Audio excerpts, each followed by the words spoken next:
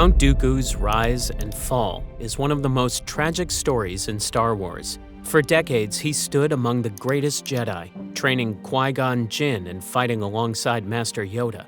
But in the end, this same noble master abandoned everything he believed in, becoming Darth Tyranus and leading the Separatists in a war that tore the Republic apart. Born in 102 BBY on the wealthy world of Serenno, Dooku was heir to vast armies and unlimited wealth. His parents, Count Gora and Countess Anya, ruled their planet with absolute authority and expected their son to continue their legacy. Everything changed when baby Dooku began showing force powers before he could even walk. His family didn't celebrate this gift, they feared it. Count Gora viewed his force-sensitive son as a political liability, not a blessing. So he made a choice that would haunt both father and son forever. Late one night, Gora abandoned his infant child on the palace grounds and contacted the Jedi Order. A Jedi seeker found the baby at the forest's edge and took him to Coruscant. The Jedi severed all ties to his royal bloodline, raising him within their ancient traditions. This abandonment scarred Dooku for life. Born into privilege but raised by humble monks, he lived with constant tension between his noble heritage and the Jedi's simple teachings. No matter how hard he tried to belong, Dooku always carried the wound of his family's rejection. His siblings, Ramil and Jenza, inherited the home and title that should have been his. Yet those childhood dreams of returning to Serenno never died. One day, those dreams would pull him back home, not as the rightful heir his family had cast aside, but as a dark lord of the Sith determined to destroy everything they had built. Note, this script follows canon continuity, using select Legends material to fill logical gaps. Young Dooku. Young Dooku quickly became the most gifted student at the Jedi Temple. His polite manners earned him both respect and teasing from the other younglings, who jokingly called him His Excellency because he acted so proper. He had no idea where this behavior came from, since the Jedi had never told him about his royal birth.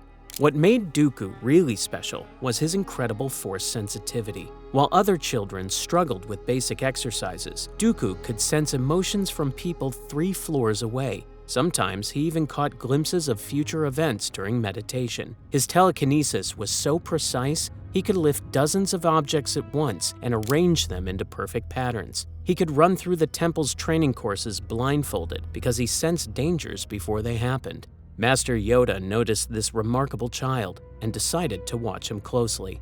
Even as a child, Dooku's mind worked differently from his peers. Late at night, while other students slept, he would sneak into the restricted archives. Surrounded by ancient scrolls and holocrons, he filled secret journals with questions about things others took for granted. This pattern of questioning authority would define his entire relationship with Jedi rules. His first real friendship was with another outcast student, Sifo-Dyas. This pale, sickly boy was cursed with an unusual gift. Without warning, Sifo-Dyas would sometimes collapse, his eyes rolling back as visions of possible futures flooded his mind. Other children found these fits frightening and avoided him. Yet Dooku felt oddly drawn to this boy who could see what others couldn't. They spent hours together in the archives, studying ancient Jedi history and discussing big ideas while other children played training games. Sifo-Dyas would describe his visions in terrifying detail, seeing murky flashes of a great war consuming the galaxy.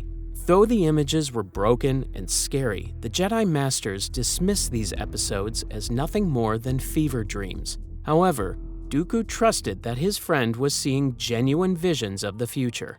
As Dooku's training with Master Yoda intensified, their missions across the Republic often revealed corruption and injustice that frustrated the Padawan. When Dooku urged more direct action against obvious wrongdoing, Yoda gently reminded him that the Jedi serve the Republic as it is. According to the ancient master, trying to fight every injustice would spread them too thin to be effective anywhere.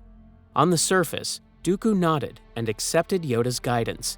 Inside, he remained unconvinced, and that frustration would only grow stronger as the years passed. Around 90 BBY, when Dooku was about 12 years old, something important happened that would deepen his connection to his lost family. He went on a mission to Serenno during the planet's Festival of Light, where Master Yoda had been assigned to settle a fight between noble houses and brought young Dooku along for the experience. Walking through the capital city's streets during the festival, Dooku found himself drawn to the massive Castle Serenno that ruled the skyline. He stood mesmerized, staring at ancient towers that seemed familiar despite never having seen them before. Accompanied by Sifo-Dyas, Dooku eventually met a pair of local children around his age. There was a girl named Jenza and a boy named Ramil, though none of them realized they were siblings. Jenza excitedly guided the Offworlders to see some ancient carvings, taking them into Serenno's Great Assembly Hall, where images of great white dragons were carved into the walls. As Jenza pointed out a carving of a dragon, she eagerly told the local legend. Supposedly, a great white dragon called the Tirataka was bound to Serenno's royal bloodline and would call the rightful heir home in times of need. When Dooku reached out and touched the etching, he was hit by a sudden force vision, feeling the legend of Serenno's white dragon pressing on his destiny.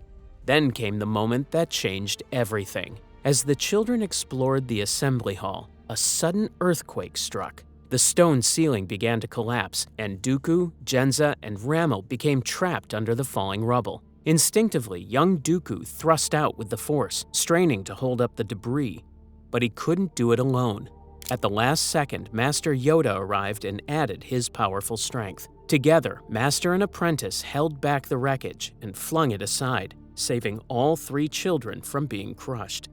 Count Gora rushed in to investigate the noise, and his reaction was explosive. He instantly recognized Dooku as the son he abandoned years ago. In a fury, Gora revealed the boy's true heritage then and there.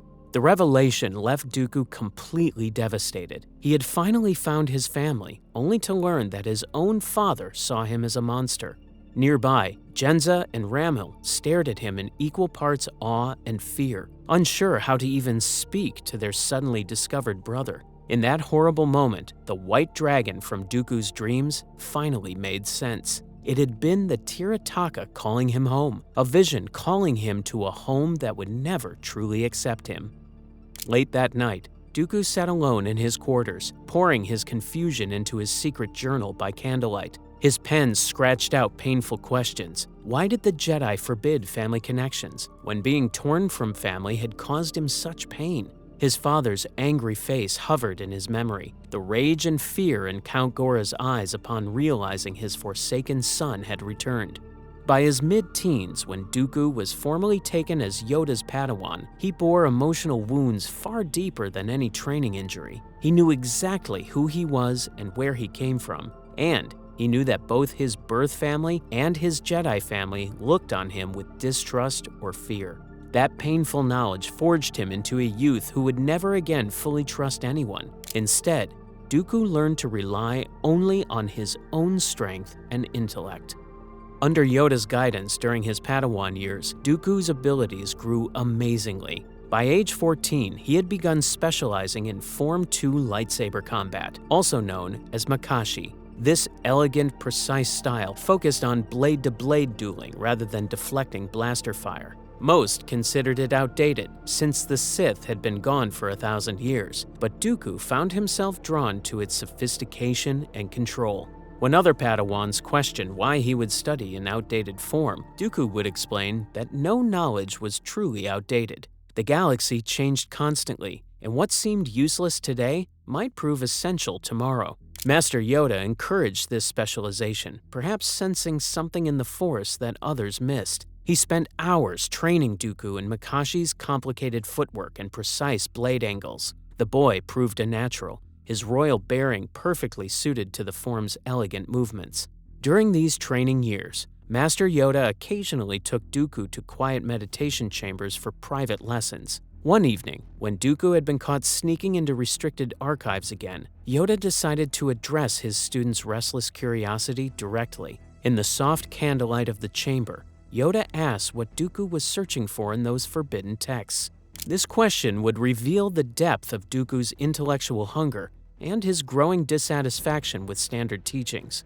Hesitant but honest, Dooku confessed he had read about ancient Jedi who had left the Order. He asked Yoda pointedly why others had walked away if the Jedi Code was perfect. Yoda's ears twitched at the question, and he replied with gentle wisdom that no code was perfect and no Jedi without flaws. When Dooku voiced his frustration about the Council dismissing Sifo-Dyas' visions, Yoda spoke about the dangers of interpreting unclear futures. The ancient master showed unexpected openness by producing an old holocron of Jedi prophecies, allowing Dooku to examine it while explaining that they must trust in the Force, yet they could not control it. As Dooku left that night, he thanked Yoda, but noted quietly that the busts of former Jedi in the hall intrigued him. After his student departed, Yoda stood there alone before those same busts of the Lost 19, sighing deeply.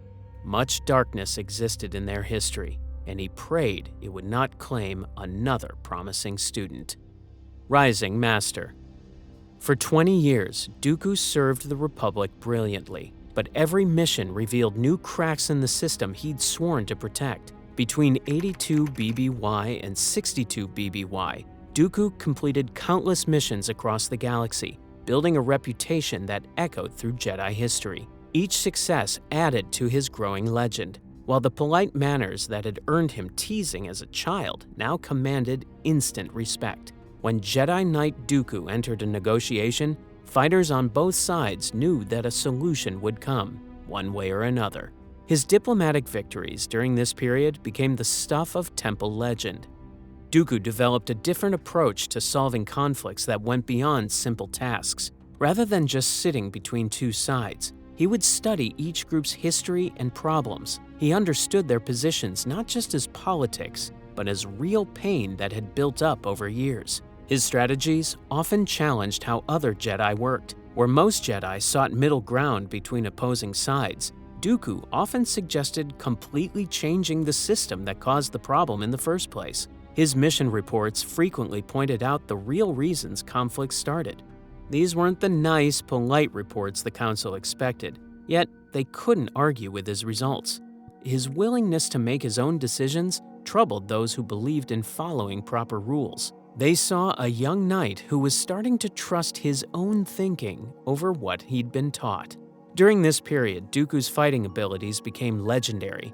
He perfected Makashi into an art form, creating new moves that hadn't been seen since ancient times. By age 40, the Order acknowledged him as the greatest living master of Form 2. Additionally, he created his signature curved-hilt lightsaber during this time, a design that gave him better control and power in duels. The weapon became so linked with him that later fighters who used curved hilts were said to be copying Dooku's style. This exhibition of skill was not mere showmanship.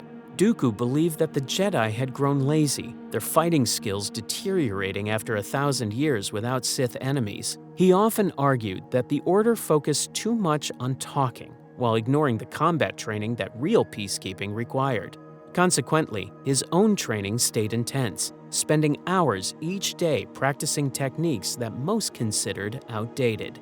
During training shows at the temple, Dooku would display advanced Makashi moves that left the watchers amazed. His blade work was beautiful and deadly, with each movement precise, efficient, and devastating. Younger knights would ask for private lessons, eager to learn from someone who had turned lightsaber fighting into high art. Dooku was picky about who he taught, training only those who showed real dedication to fighting excellence.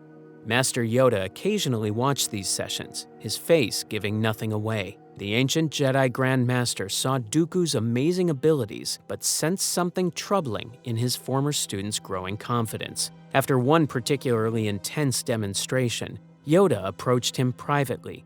Their conversation was brief but sharp, with Yoda expressing worry about Dooku's increasing focus on fighting skill over inner peace. Dooku's response revealed how his thinking was changing. He argued that peace without the strength to keep it was just an illusion waiting to be broken. The Jedi had grown soft, believing their reputation alone would prevent conflict. But history taught that only strength stopped aggression. The Order's refusal to accept this made them weak against enemies they couldn't imagine. The exchange was polite, but both masters saw the gap growing between them. Yoda valued humility and acceptance, while Dooku believed in preparation and decisive action. Neither would change the other's mind. Both hoped time might bring wisdom to the other's thinking. Around 85 BBY, a critical event shook Dooku's faith in the Council even further. Sifo-Dyas had experienced another apocalyptic vision, this time about a remote agricultural world called Protobranch. He burst into Dooku's quarters late one night, trembling after seeing the planet consumed by fire and famine in his dreams. Sifo described broken, urgent phrases about villagers screaming and fields turning to ash, begging Dooku to help him convince the Council. Dooku remembered how Sifo's past warnings had been dismissed and felt responsibility mixed with anger at the Council's conservatism. Together with Master Lene Castana, who studied dark-side relics and sympathized with their concerns, they convinced Yoda to investigate, despite his initial reluctance. As they jumped to hyperspace, Dooku struggled with the politics of the situation versus doing what was right. They arrived at Protobranch to find catastrophe in progress. A massive solar storm engulfed the planet's floating cities, killing thousands with blood-orange skies and choking smoke. Dooku leaped into action, leading locals in evacuation efforts and using the Force to shield civilians. Despite their desperate efforts, they couldn't save everyone from disaster. Later, as Dooku looked over devastated cities scattered with the remnants of what had been homes, he spoke with Castana through gritted teeth. They could have evacuated the cities if the Council had heeded Sifo's warnings. The Council feared inciting panic over uncertain prophecies, but Dooku's bitter response was that they now stood in the certainty of it. He found a tattered child's toy in the debris, clenching it as a symbol of lives that could have been saved. As the Council later discussed unknown variables and regrettable outcomes, Dooku's hands trembled with righteous anger. He replayed the screams of burning villagers in his mind and felt a new conviction harden. Never again would he stand by and let bureaucratic caution cost innocent lives. In his heart, Dooku's respect for the Council's authority died in those flames. It was replaced by a resolve that justice, swift and proactive, was worth bending the rules. Watching the sun set over Protobranch's ashes, Dooku quietly vowed that Jedi would not fail like this under his watch. The tragedy at Protobranch solidified Dooku's growing conviction that the Council's excessive caution enabled preventable suffering. This bureaucratic dismissal infuriated Dooku further, and he privately vowed never to let institutional caution outweigh justice again. His first Padawan, Rael Averross, came to him around 76 BBY. Rael presented as a brash young man with a thick frontier accent that marked him as an outsider among the more refined Coruscanti Jedi. Other masters had passed him over, considering him too rough around the edges for proper Jedi training. But Dooku saw potential in the young man's unconventional approach and raw determination. Their partner proved surprisingly successful. Where Dooku was refined and calculating, Rael was direct and intuitive. The young Padawan's informal manner initially frustrated Dooku, who expected the same rigid discipline he maintained. Over time, he came to appreciate how Rael's different perspective could reveal solutions he might have missed. Their relationship involved constant tension, since Rael's casual attitude toward authority clashed with Dooku's increasing belief in hierarchy and order. Whenever the young man questioned orders or suggested alternative approaches, Dooku would remind him sharply about the importance of discipline. These conflicts taught Dooku that training a Padawan required more patience than he naturally possessed. The partnership lasted nearly a decade. When Rael achieved knighthood around 66 BBY, Dooku felt an unexpected pang of emptiness as Rael Averross bowed and left to forge his own path.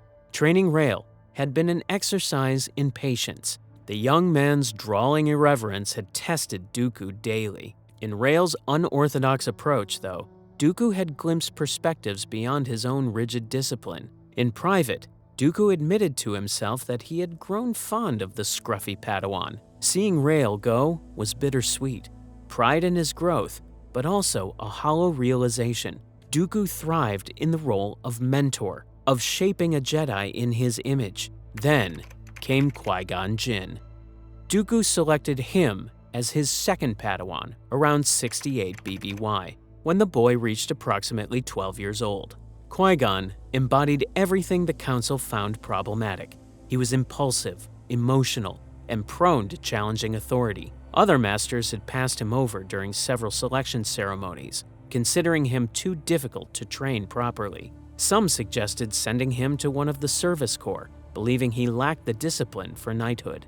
Dooku saw something else entirely, someone like himself who questioned the Order's assumptions. During Qui-Gon's initiate trials, he had repeatedly achieved his objectives through unconventional means. When faced with difficult tests, other initiates would attempt traditional solutions, while Qui-Gon would find creative alternatives that accomplished the goal through unexpected approaches. Their first meeting as Master and Padawan revealed the nervous uncertainty that marked the beginning of their partnership.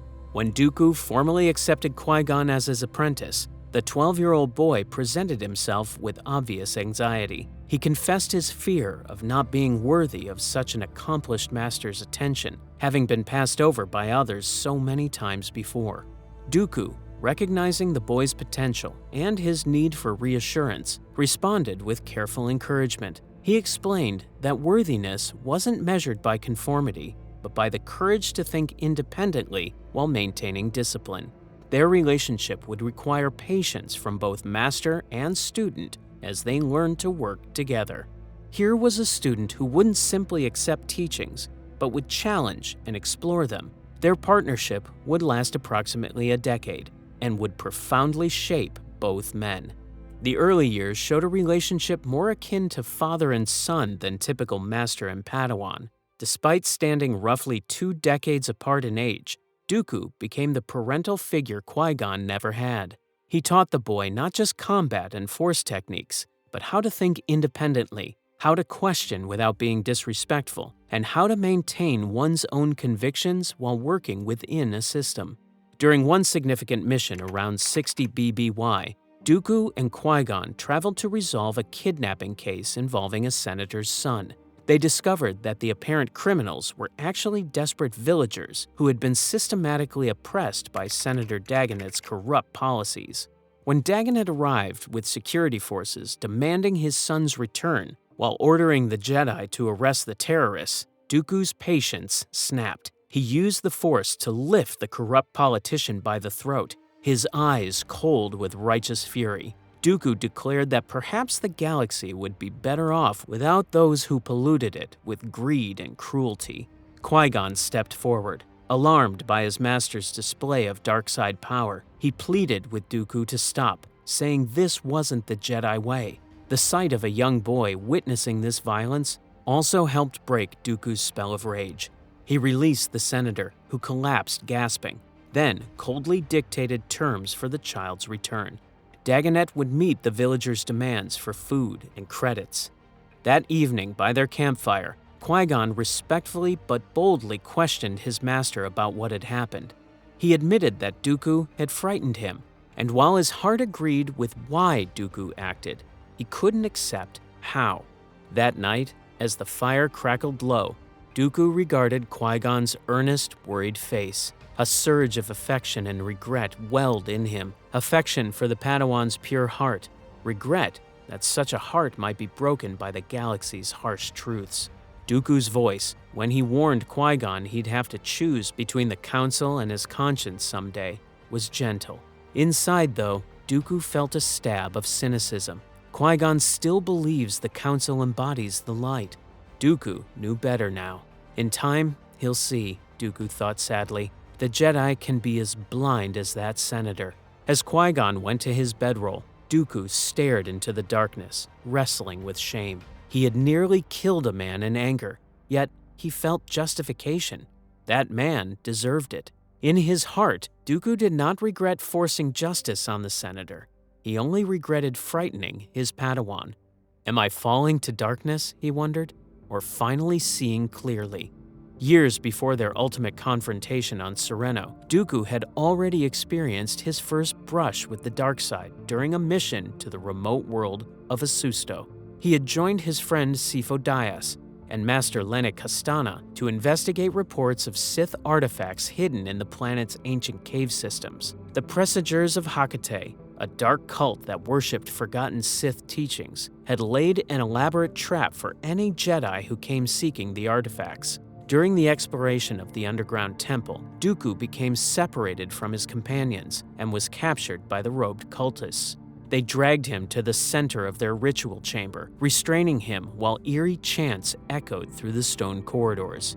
The Presagers subjected Dooku to a nightmarish vision ritual, forcing dark prophecies into his mind. He saw flashes of a terrible future, galactic war consuming countless worlds, armies marching under foreign banners, and the familiar white dragon of his family's crest looming over scenes of destruction. Most disturbing of all, he witnessed Jedi falling by the thousands, while a shadowy figure orchestrated their doom from behind the scenes. Overwhelmed by these visions of catastrophe and the cultists' continued torment, Dooku felt fear and rage building beyond his ability to control. At the ritual's climax, when the Presagers attempted to complete whatever dark ceremony they had planned, his emotions erupted through the Force in a way he had never felt before. Force lightning burst from his fingers with devastating power, knocking his captors away and leaving their bodies smoking on the chamber floor. When Master Castana and Sifo-Dyas arrived moments later, they found Dooku freed from his bonds but deeply shaken by what he had done. He had killed using dark side power, crossing a line that no Jedi should ever cross. The aftermath proved almost as significant as the event itself. Master Castana, known for her unconventional studies of Sith lore, performed a cleansing ritual with ceremonial arm wraps to help Dooku center himself in the light once more.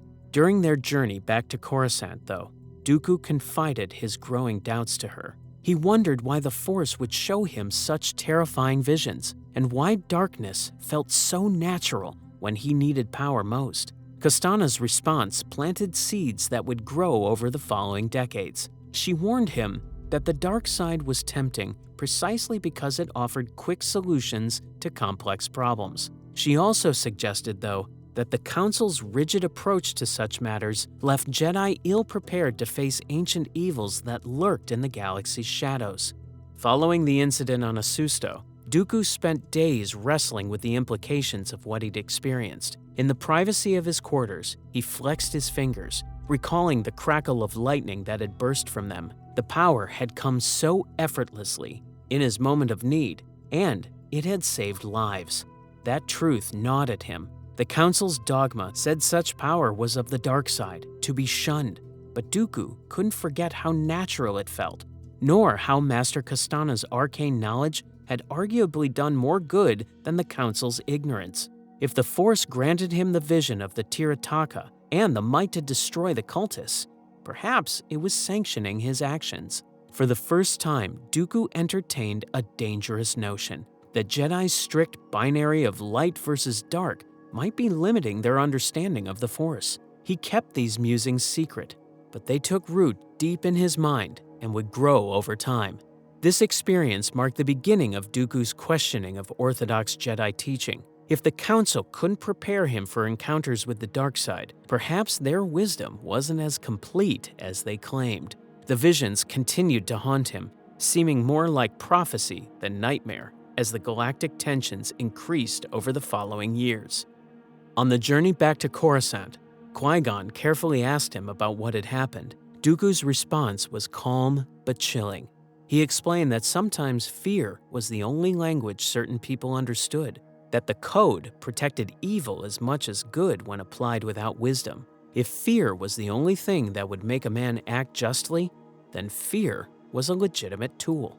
These weren't standard Jedi teachings, and they shaped Qui-Gon into the maverick he would become. Where Dooku's philosophy led toward controlling outcomes through power, Qui-Gon developed his own path based on trusting the living Force to guide him toward the right action, regardless of rules or expectations. When Qui-Gon finally stood ready for his trials around 58 BBY, their relationship had evolved into something approaching equals. The young man had grown into everything Dooku hoped, yet feared. He was brilliant, independent, compassionate, but also determined to follow his own path, rather than Dooku's vision. In the temple gardens at night, after Qui-Gon passed his trials, Master and former student walked among slowly glowing lanterns and carefully tended plants. Dooku praised Qui-Gon as the most capable and compassionate Jedi of his generation, while Qui-Gon expressed gratitude for extraordinary teaching. They discussed the prophecy of the Chosen One and their different perspectives on the Force. Qui-Gon believed in following the living Force's guidance, while Dooku preferred understanding the bigger picture. Dooku encouraged Qui-Gon to trust his instincts and not fear standing apart from the Council when necessary. As their conversation ended, Dooku placed a hand on Qui-Gon's shoulder and called him friend rather than Padawan for the first time. After Qui-Gon departed, Dooku remained alone in the garden, reflecting that the closest thing he'd ever had to a son was now walking his own path. During the same period in the 60s BBY, though, another mission would test Dooku's faith in the Council even further. On a joint assignment to Raxus Secundus, Dooku worked alongside fellow Master Mace Windu to investigate the death of Jedi Master Katri. Dooku discovered that the local senator's own security forces had conspired in the murder, part of a larger corruption scheme. During the confrontation with the perpetrators, Dooku killed one of the conspirators rather than allow him to escape with crucial evidence. His instincts proved correct. They had uncovered a major corruption ring, though his methods violated Jedi protocols about using lethal force. Mace Windu, who had followed procedures strictly throughout the mission, criticized Dooku's aggressive approach. When they returned to Coruscant, the Council praised both masters for their success, but showed clear preference for Windu's by-the-book methods. Soon after, Windu received an appointment to the High Council, while Dooku was passed over despite his superior investigative work. This pattern would repeat throughout Dooku's career. His results were appreciated, but his methods were questioned.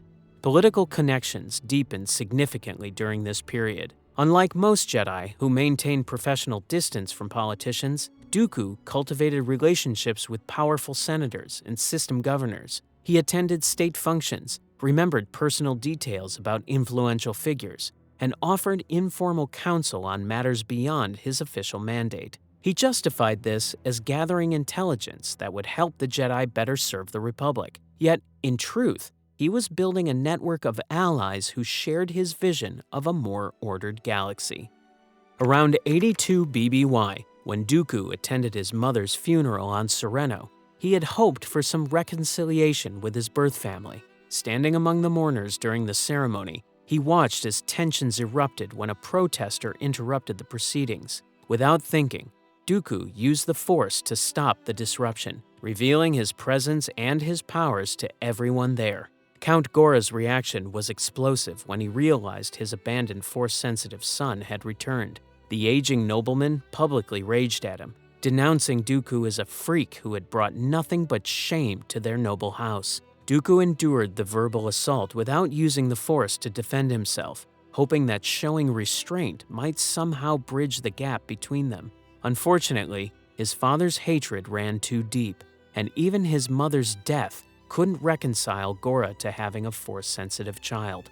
Young Genza, who witnessed this confrontation, was both impressed by Dooku's composure and horrified by their father's cruelty. This shared trauma would later strengthen the secret correspondence between the siblings, as they both carried the wounds of Count Gora's toxic legacy.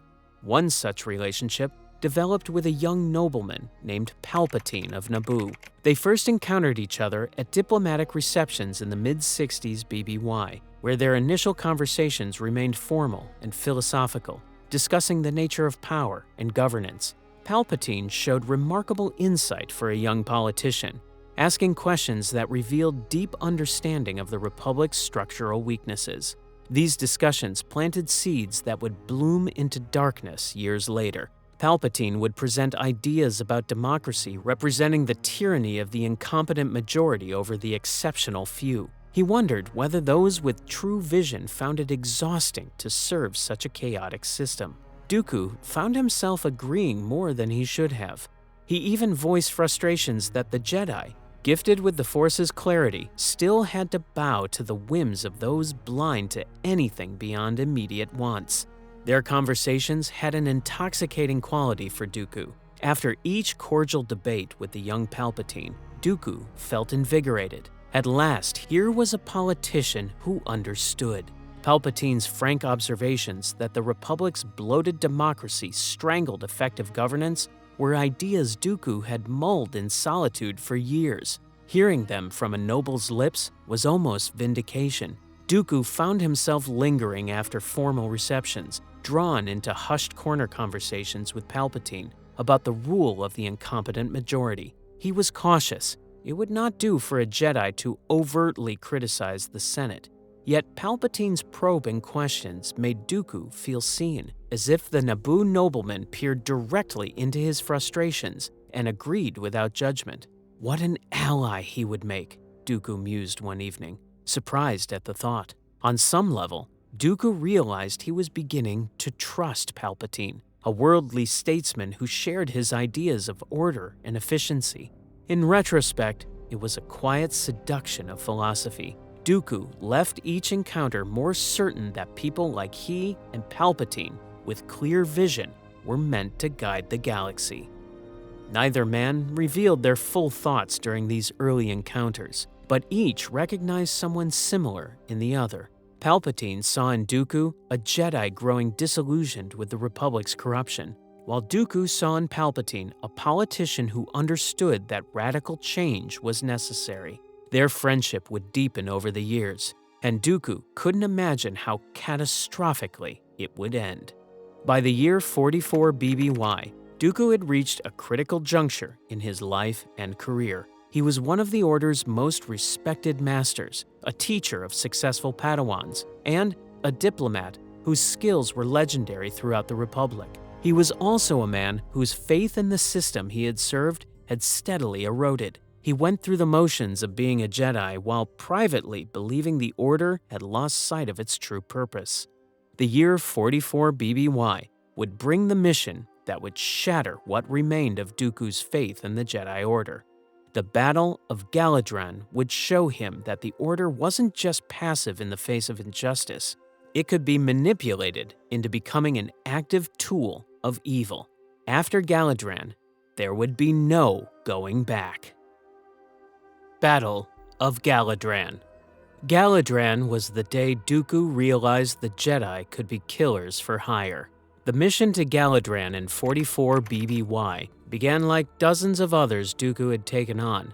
The planetary governor requested Jedi help to deal with Mandalorian insurgents threatening civilian populations. The intelligence packet, delivered through official Republic channels, contained horrific images, murdered families, destroyed settlements, and evidence of Mandalorian armor at attack sites. The governor pleaded for immediate help before more innocents died. The Jedi Council reviewed the evidence quickly. The reports seemed clear-cut. Mandalorian terrorists were slaughtering civilians, while local security forces were overwhelmed. They selected Dooku to lead a task force, recognizing that Mandalorians would require experienced Jedi to defeat. The Council assembled 20 Jedi for this mission, with this larger force reflecting the serious threat they believed the Mandalorians posed. The journey to Galidraan took 3 days through hyperspace. During the flight, Dooku studied the intelligence reports with growing unease. Something felt wrong about the entire situation. The attack patterns appeared too obvious, the evidence too convenient. The Mandalorians were warriors, not terrorists, and they fought with honor codes that specifically prohibited attacking civilians. Though he voiced these concerns to his fellow Jedi, they dismissed them as overthinking. The evidence stood clear. Civilians kept dying, and their duties seemed obvious. Dooku's instincts were screaming that they were walking into something they didn't understand. Yet without concrete proof of deception, he couldn't justify abandoning the mission. The Force itself seemed to whisper warnings, but the warnings were vague and unclear. All he had were suspicions and doubts, nothing strong enough to override the Council's orders. They arrived at Galidraan to find the governor waiting with precise coordinates for the Mandalorian camp. He claimed his security forces had tracked the terrorists to a valley 60 kilometers from the capital, begging the Jedi to strike quickly while claiming the Mandalorians prepared for another massacre. The governor's performance was flawless, tears in his eyes as he described the murdered families, his voice breaking when he mentioned the children killed in the attacks. The Jedi found the Mandalorian camp exactly where promised. The true Mandalorians, led by a young commander named Jango Fett, stood armed and alert in defensive positions. Their lack of surprise at the Jedi's arrival should have served as another warning sign. Terrorists caught off guard don't form perfect defensive formations. These warriors had been expecting this confrontation. Dooku's former Padawan, Kamari Vosa, fought alongside the other Jedi in what would prove to be a traumatic experience that would later contribute to her fall to the dark side. What happened next remains one of the most controversial moments in Jedi history.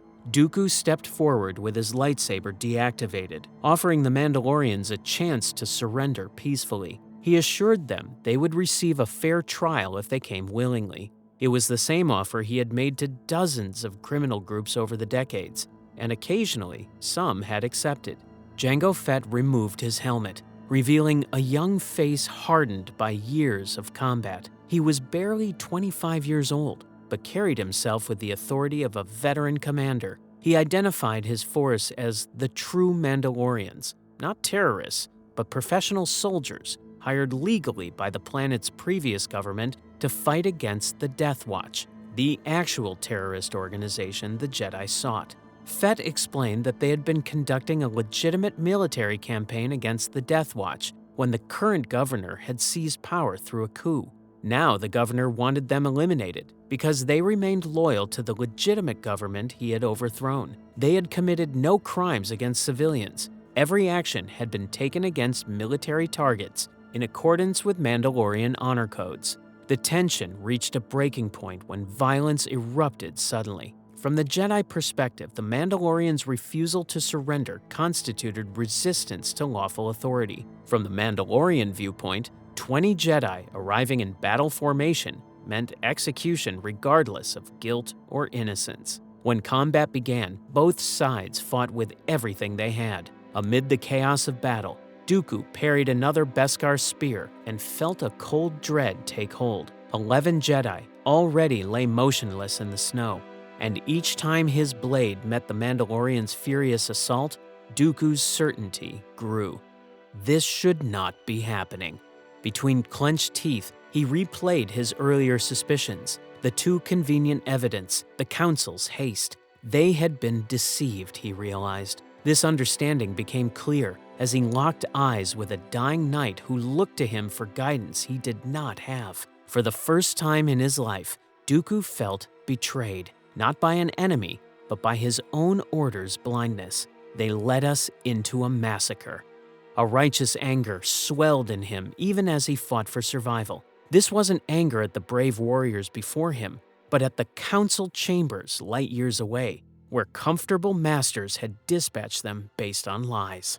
In that moment, on Galidraan's blood-stained field, Dooku's faith in the council shattered completely. The Mandalorians used flamethrowers to create walls of fire that disrupted Jedi concentration, employed sonic weapons that disoriented Force senses, and used their jetpacks for three-dimensional mobility that made them difficult to pin down.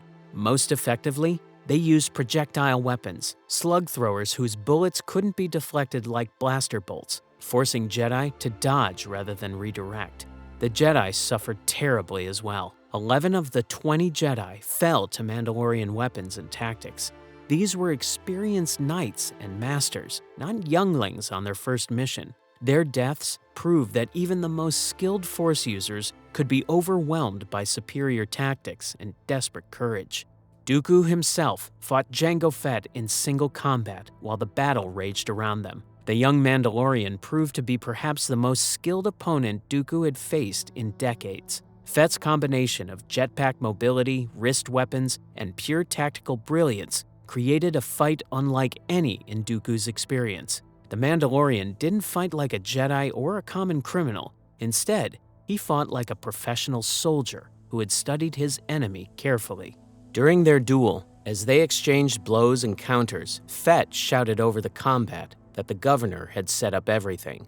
The duel ended when Dooku used the Force to disable Fett's jetpack mid-flight, sending him crashing to the ground with bone-breaking force. The impact shattered several of Fett's ribs and fractured his left arm. Standing over the defeated Mandalorian commander, lightsaber at his throat, Dooku demanded proof of these claims. Fett's response, gasped through broken ribs and blood, was to provide coordinates of mass graves where the governor's forces had dumped the bodies of his political opponents, the same murders that had been blamed on the Mandalorians. He gave dates, times, and names of witnesses who could verify that the true Mandalorians had been nowhere near these atrocities. He begged Dooku to investigate before more innocent soldiers died. It was too late. The battle had already ended with complete Mandalorian defeat. The valley lay littered with bodies, true Mandalorian warriors who had fought to the last, and 11 Jedi who had expected an easy victory against terrorists. The snow had turned red with blood, and the Force itself seemed to recoil from the violence that had occurred. Only Jango Fett survived among the Mandalorians, and only because Dooku wanted answers. As Dooku stood in the makeshift field brig where Jango sat injured and bound, watching Republic forces bag bodies, their eyes met across a chasm of mutual tragedy. Jango's gaze burned with hate, while Dooku's carried wary sorrow. Dismissing the guards to speak privately, Dooku admitted softly that they had been deceived. The Mandalorian warriors had died fighting for truth, while the Jedi couldn't see it. Jango spat back that 11 Jedi had also died because of Dooku's blindness, calling him an outsider in the Mandalorian language. Dooku surprised the prisoner by apologizing, an unprecedented move for a Jedi Master to a captured combatant. Dooku told Jango he would carry this failure forever. Jango's bitter response was that Dooku should carry it to his grave, since it wouldn't bring back the butchered Mandalorians. When the governor arrived to take custody of the prisoner, Dooku tried to ensure Jango would be treated as a prisoner of war rather than a criminal. The governor's smug assurance that justice would be done left Dooku watching helplessly as Jango was led away in shackles.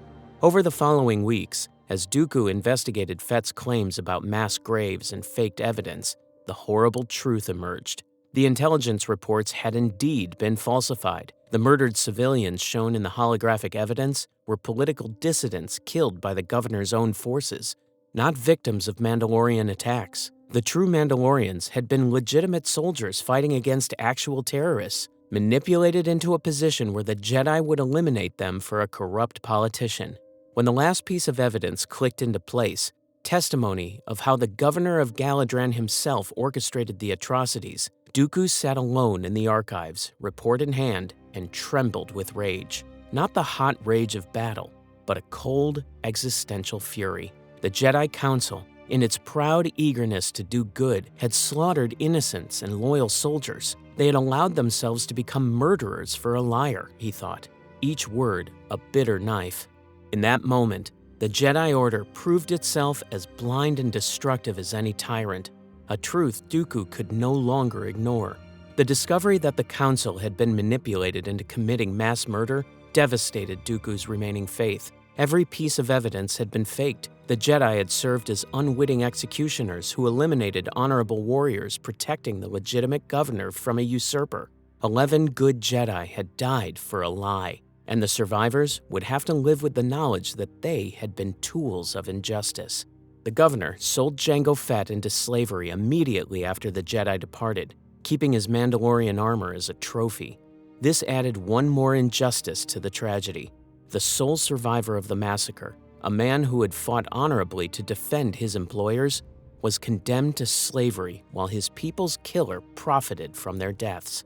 The journey back to Coruscant became a nightmare. 11 Jedi bodies filled the cargo hold, while the surviving 9 Jedi were traumatized, several requiring immediate medical attention for physical and psychological wounds. Dooku sat quietly, writing his report and wrestling with the implications of what had occurred. Among the dead was a young Jedi Knight named Traan, who had looked up to Dooku throughout the mission. As the wounded lay dying on the snowy battlefield, Traan had whispered through blood-flecked lips, asking why this had happened, and if they had been truly protecting the innocent. Dooku had no answer then, and the weight of that dying man's confusion crushed down on him like the cold Galidraan air. Dooku spent the entire trip writing his report, each word increasing his fury at the system that had allowed this to happen. The report was scathing in its criticism. He didn't just blame the governor for his deception, he blamed the Senate for creating a system where such deception was possible, and he blamed the Jedi Council for being so eager to act that they hadn't properly investigated the situation.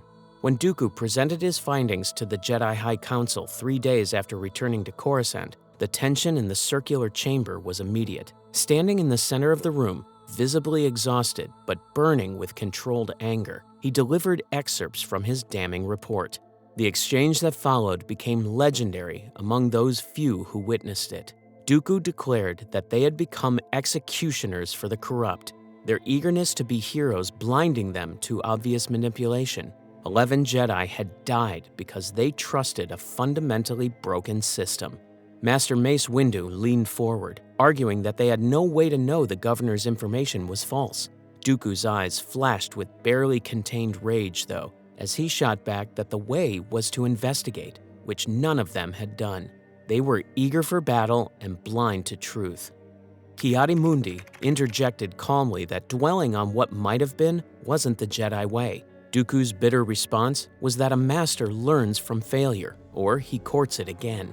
Master Yoda, watching from his seat with deep sadness, finally spoke about how dwelling on the past could lead to darkness. They must accept what happened and learn from it. Dooku walked out of the High Council chamber with his heart pounding. The faces of 12 masters remained behind him, stunned, disapproving, some even fearful. A small voice in Dooku wondered if he had gone too far. He had just rebuked Yoda himself. A louder voice within, though, one fueled by weeks of sleepless anguish, insisted he had spoken truth. As the ornate doors closed at his back, Dooku exhaled. Instead of regret, he felt an unexpected sense of relief. He had done what needed doing. They knew how he truly felt. In that instant, Dooku sensed he had reached a turning point. The Council's silence, their refusal to even acknowledge their responsibility, had cemented his disgust. They would change nothing, he realized. They would forget Galidraan to preserve their pride. The thought made his stomach turn. Standing alone in the corridor, Dooku knew he was now a Jedi in name more than belief. He realized he was no longer one of them, and surprisingly, he felt calm. The prospect was more liberating than frightening. He finally envisioned a future where he could act unbound by the Council's errors. That vision felt right. The Council's refusal to accept responsibility for their role in the Galidraan massacre broke something fundamental in Dooku's faith. How could they learn from it if they refused to acknowledge what it really meant? How could they prevent future manipulations if they wouldn't admit they had been manipulated? The Council seemed more concerned with maintaining the Order's reputation than confronting the systematic failures that had led to the massacre. With his faith in the Order shattered, Dooku withdrew almost entirely from active Jedi service between 44 BBY and 40 BBY. He returned to the temple physically, but was absent in every other way. He spent his time in study, delving deeper into both Jedi history and beginning to access restricted knowledge about the nature of the Force itself. His official reports from this period were brief and perfunctory, and he accepted no new Padawans despite the Council's suggestions.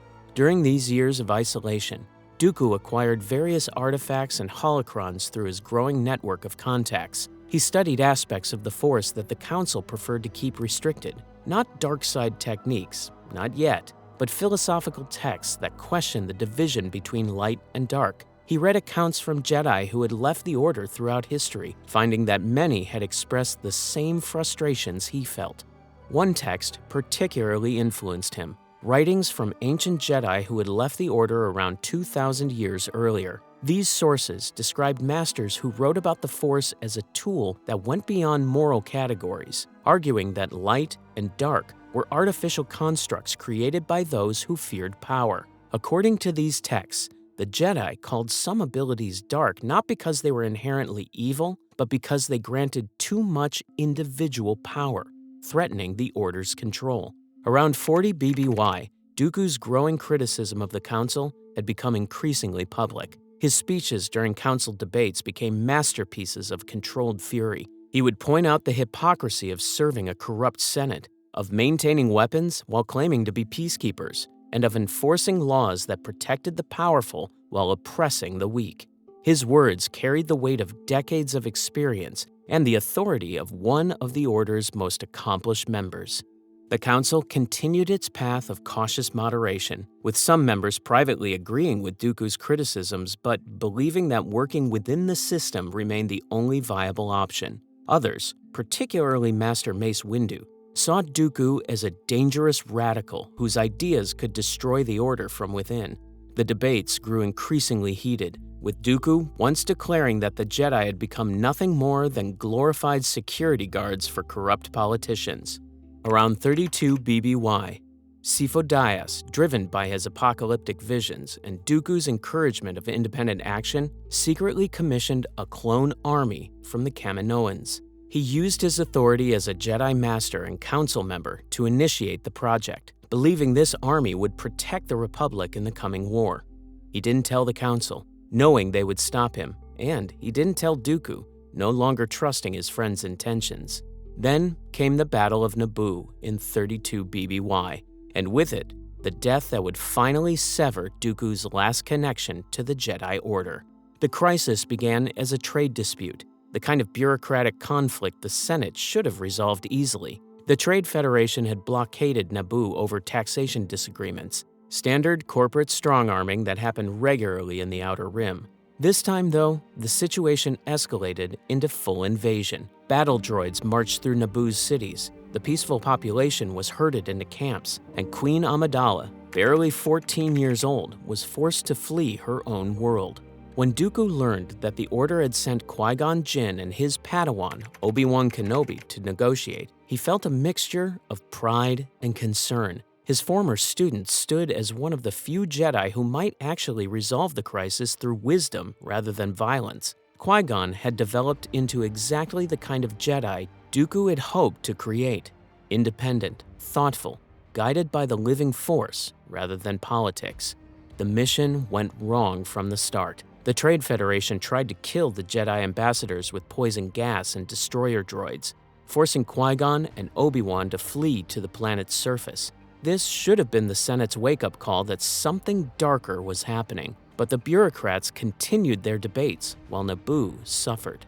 What followed became a sequence of events that confirmed all of Dooku's worst fears about the Republic and the Jedi's place in it.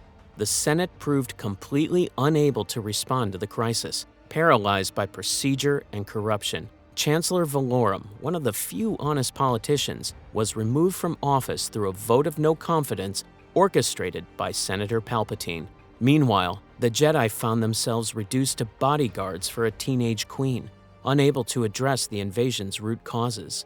Dooku watched these events unfold from Coruscant with growing disgust. The Senate debated while children starved in camps. The Jedi Council sent 2 knights against an entire droid army. The Republic's response to naked aggression was forming committees and discussing trade regulations. It was Galidraan all over again, but on a planetary scale. Then, the revelation that changed everything arrived. The Sith had returned. The being who confronted Qui-Gon on Tatooine and later on Naboo proved undeniably a Sith Lord. The Dark Warriors the Jedi had believed extinct for 1,000 years had been operating in the shadows, orchestrating events the Order had remained blind to. The Trade Federation's invasion, the Senate's paralysis, even the decades of growing corruption, all of it might have resulted from Sith manipulation. The implications were staggering. If the Sith had returned, they had been working in secret for potentially generations, infiltrating the Republic's institutions while the Jedi remained complacent. Every failure of the Senate, every corrupt official the Jedi had been forced to serve, might have been part of a grand design to weaken the galaxy's defenses. The Order had been so confident in their victory 1,000 years ago that they had stopped looking for their ancient enemy.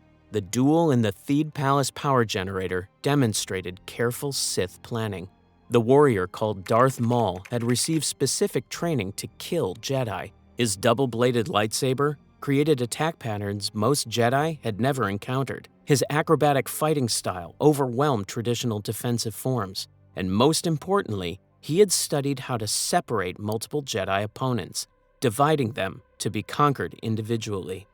When the energy barriers in the power generator separated Qui-Gon from Obi-Wan, Maul had his opportunity. The older Jedi, exhausted from prolonged combat, couldn't maintain his defense against the Sith's relentless assault. In a moment that would haunt the Order, Maul's blade pierced through Qui-Gon's torso with a simple thrust, a basic attack that succeeded because Qui-Gon had been worn down, isolated, and overwhelmed.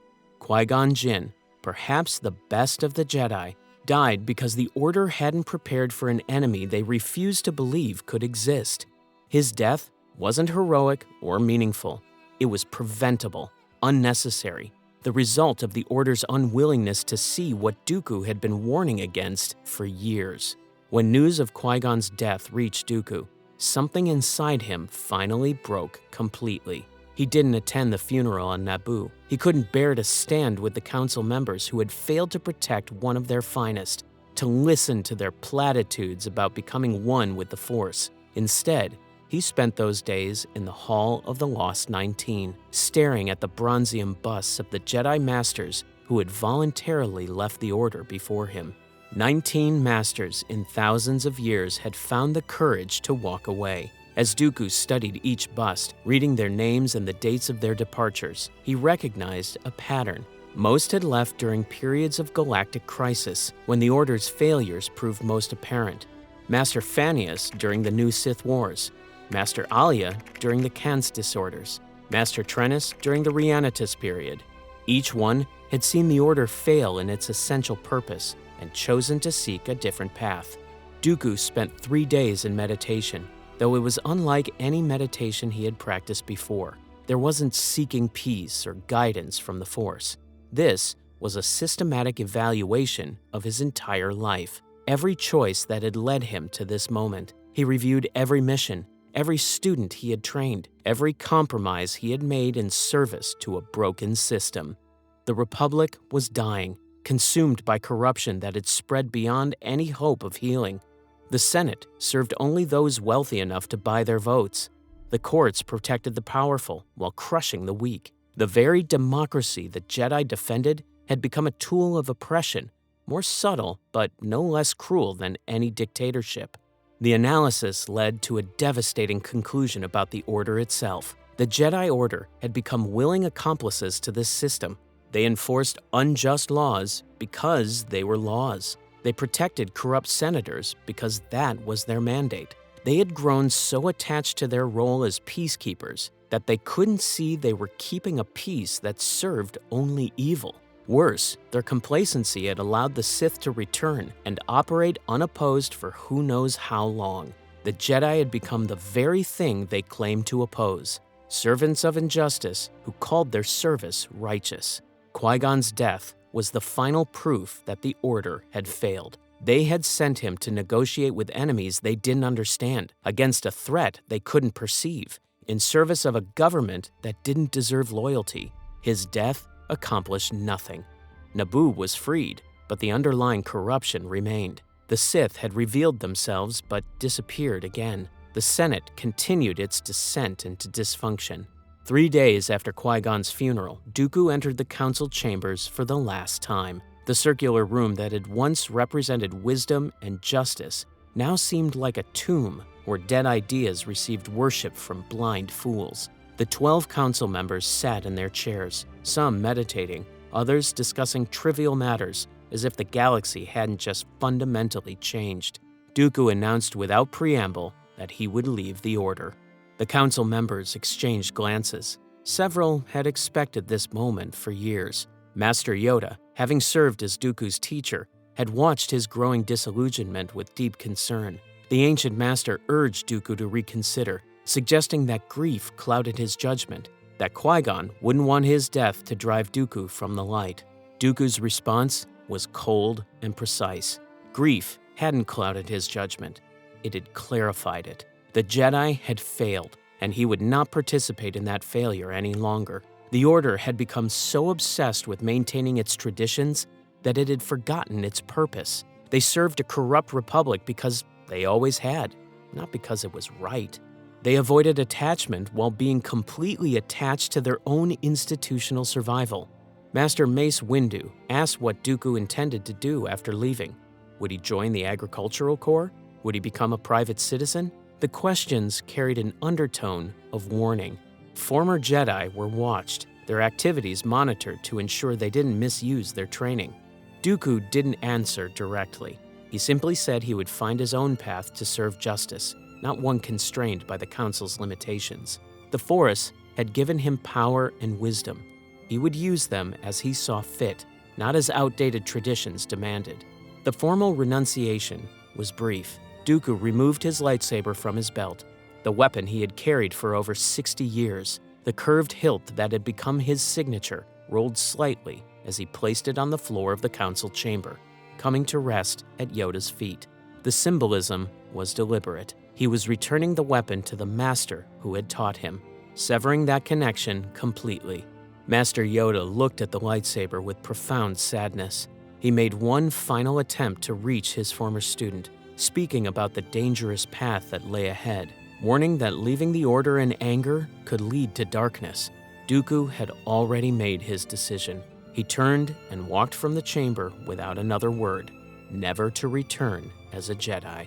At 70 years old, having served the Order for almost his entire life, Dooku had become the 20th master in the Order's history to voluntarily leave. The greatest test of his resolve lay ahead. This was the moment when Dooku's path would lead him to an encounter that would complete his transformation from disillusioned Jedi to Dark Lord of the Sith. The man who had spent 70 years serving the light was about to discover just how seductive the darkness could be when it promised the power to reshape a galaxy that desperately needed change. Architect of War. Qui-Gon's death wasn't just the end of a Jedi, it was the end of Dooku's faith. The decade between Dooku's fall to the dark side and the outbreak of the Clone Wars represents one of the most complicated deceptions in galactic history. During these 10 years, the newly christened Darth Tyranus operated on multiple levels at the same time. He worked publicly as the respected Count of Serenno, advocating for reform. Secretly, he served as a Sith Lord orchestrating rebellion. Most secretly of all, he acted as the hidden architect of both sides of a coming war.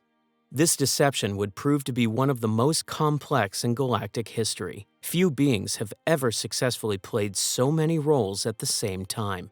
The moment that completed Dooku's transformation occurred very soon after he left the Order. After leaving Coruscant, he was approached by a figure who had been watching his growing disillusionment for years, Darth Sidious, still maintaining his public identity as Chancellor Palpatine. The meeting took place in an industrial section of Coruscant known as the Works. What Dooku didn't know was that Master Yaddle had followed him, sensing the dark presence that called to his former colleague. As Sidious appeared to Dooku as a Sith Lord for the first time, he didn't immediately reveal his identity as Palpatine, but Yaddle emerged from the shadows with her lightsaber ignited. The small Jedi Master's eyes filled with sadness as she declared she sensed the dark side and begged Dooku to step away from the shadowy figure. Sidious disappeared into the darkness, leaving Dooku to face his former colleague alone. For a moment, torn between his new path and old loyalties, Dooku tried to justify his choices by explaining that the Council was blind, and this path offered strength to save the galaxy from itself. Yaddle's compassionate response nearly broke his resolve. She reminded him it wasn't too late to return to the light, her words causing Dooku to hesitate as he remembered decades of respect for the wise master. Sidious's influence whispered through the Force, though, reminding him of every failure, every betrayal, every moment the Jedi had disappointed him.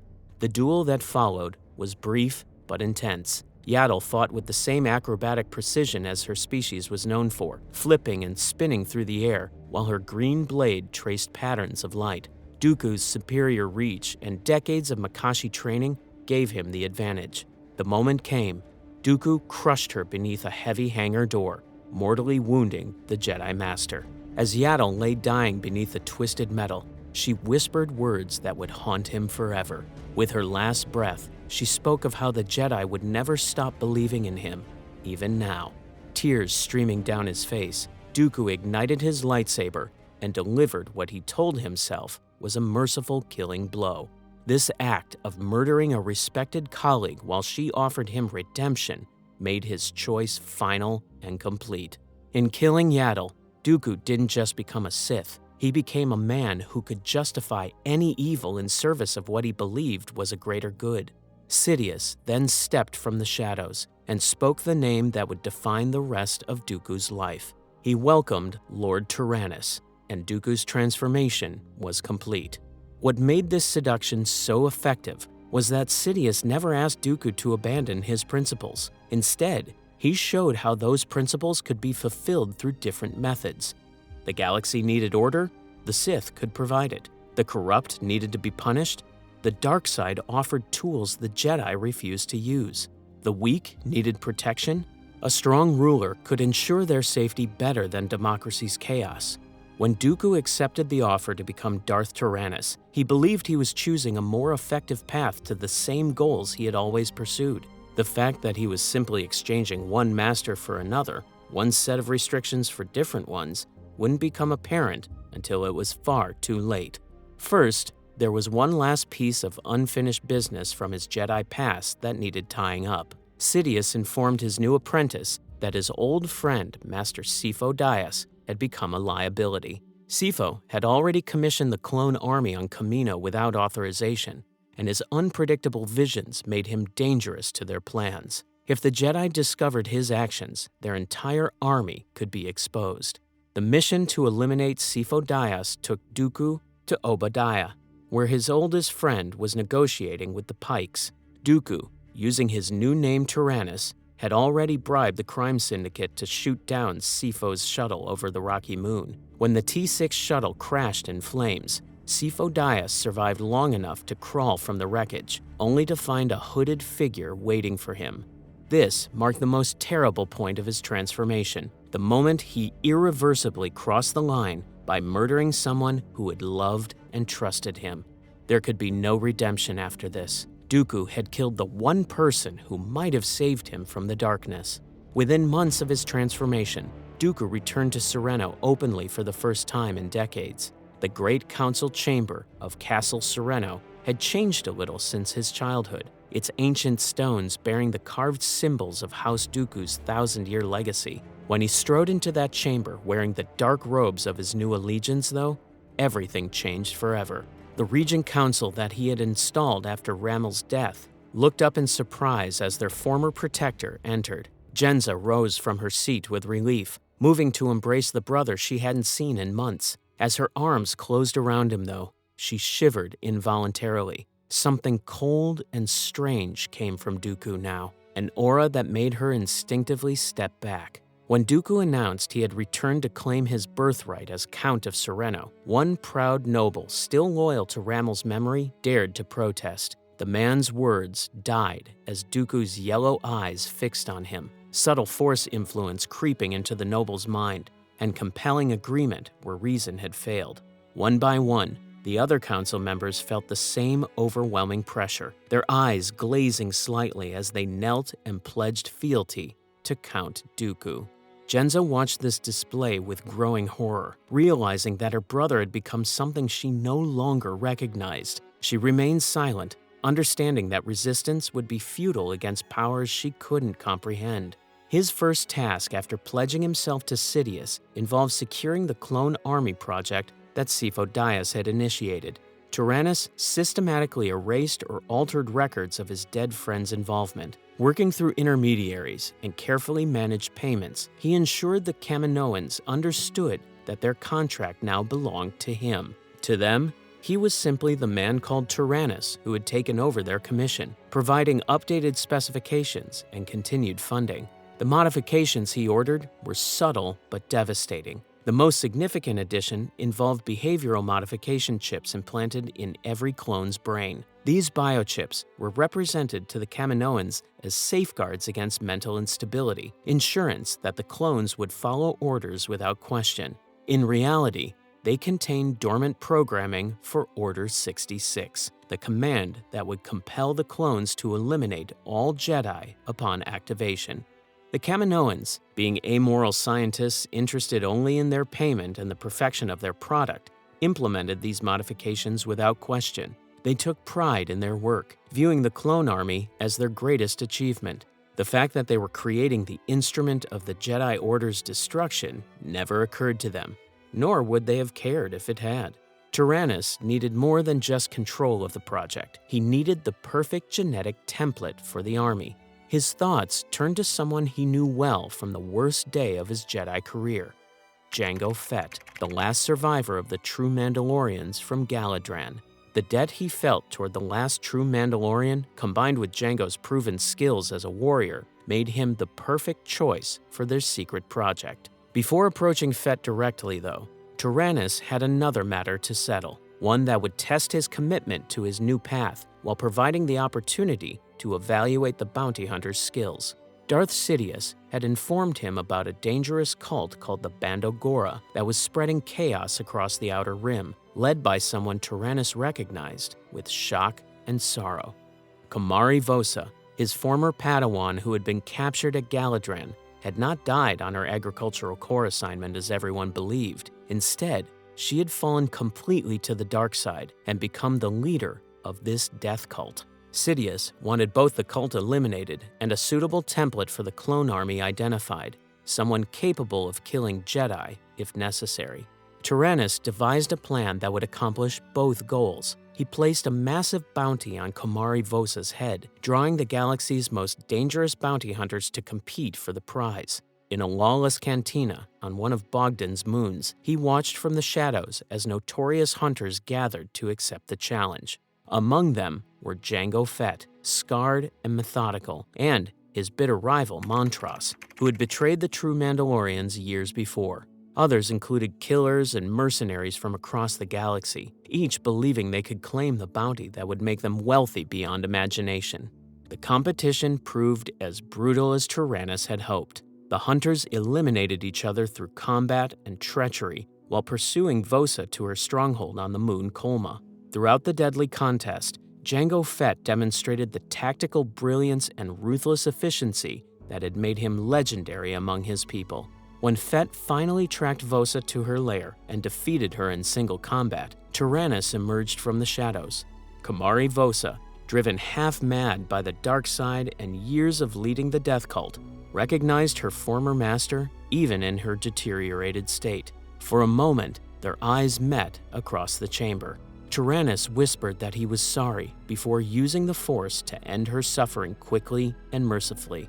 Vosa collapsed, freed at last from the darkness that had consumed her. Jango Fett, shocked by this display of power, demanded his promised payment. Instead, Tyrannus offered him something far more valuable than credits: the role of genetic template for a secret army, along with an unaltered clone he could raise as his son. The bounty hunter, impressed by what he had witnessed and intrigued by the mysterious offer, accepted the proposal that would reshape galactic history.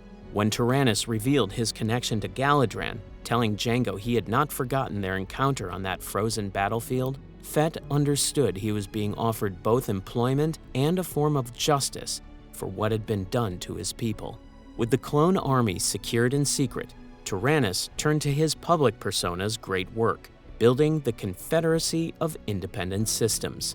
This couldn't happen overnight or through simple recruitment. It required years of patient manipulation, carefully exploiting existing grievances while creating new ones where necessary. The Trade Federation proved the obvious first recruit. Viceroy Newt Gunray still smarted from his defeat at Naboo and the subsequent sanctions that had cost his organization trillions of credits. When Count Dooku approached him publicly through diplomatic channels, presenting himself as a former Jedi Master concerned about Republic overreach, Gunray was initially suspicious. Here was someone who should have been his enemy, speaking about the unfair treatment of his commerce guilds. Dooku's arguments proved persuasive. He pointed out that the Republic taxed the Trade Federation's profits while offering nothing in return. They restricted trade routes, imposed regulations that favored core worlds over the Outer Rim, and used the threat of military force to ensure compliance. Why should the Federation continue serving a government that treated them as enemies rather than partners? In private meetings, Tyranus revealed more of his intentions without ever mentioning his Sith identity. He promised Gunray that a new government would recognize the Trade Federation's sovereignty, allowing them to operate without interference. More importantly, he guaranteed that Senator Padme Amidala, whom Gunray blamed for his disgrace, would be delivered to him for personal revenge.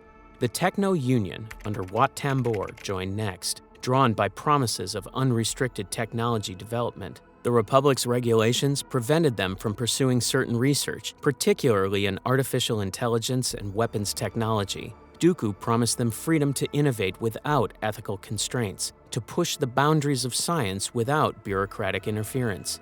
The Commerce Guild under Shu Mai saw opportunity in chaos. War meant profit for those positioned correctly, and Dooku was offering them the chance to position themselves very well indeed.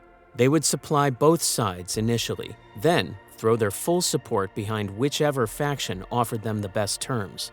It was cynical, amoral, and exactly what Shu Mai's shareholders wanted to hear. The intergalactic banking clan under San Hill proved the most cautious. They had the most to lose from galactic instability, their entire business model depending on reliable currency exchange and debt collection. Dooku convinced them with a simple argument, though. The Republic's debt was unsustainable. Its economy built on borrowed credits it could never repay. Better to control the collapse than be crushed by it. Each recruitment followed a similar pattern. Dooku would identify an organization's grievances, legitimate or manufactured. He would present himself as a reformer seeking peaceful change, someone using his influence to prevent violence rather than cause it. Only after securing their initial cooperation would he gradually reveal the necessity of military action, always framed as defensive preparation against Republic aggression. Dooku's greatest success came from recruiting the Genosians and their leader, Archduke Poggle the Lesser.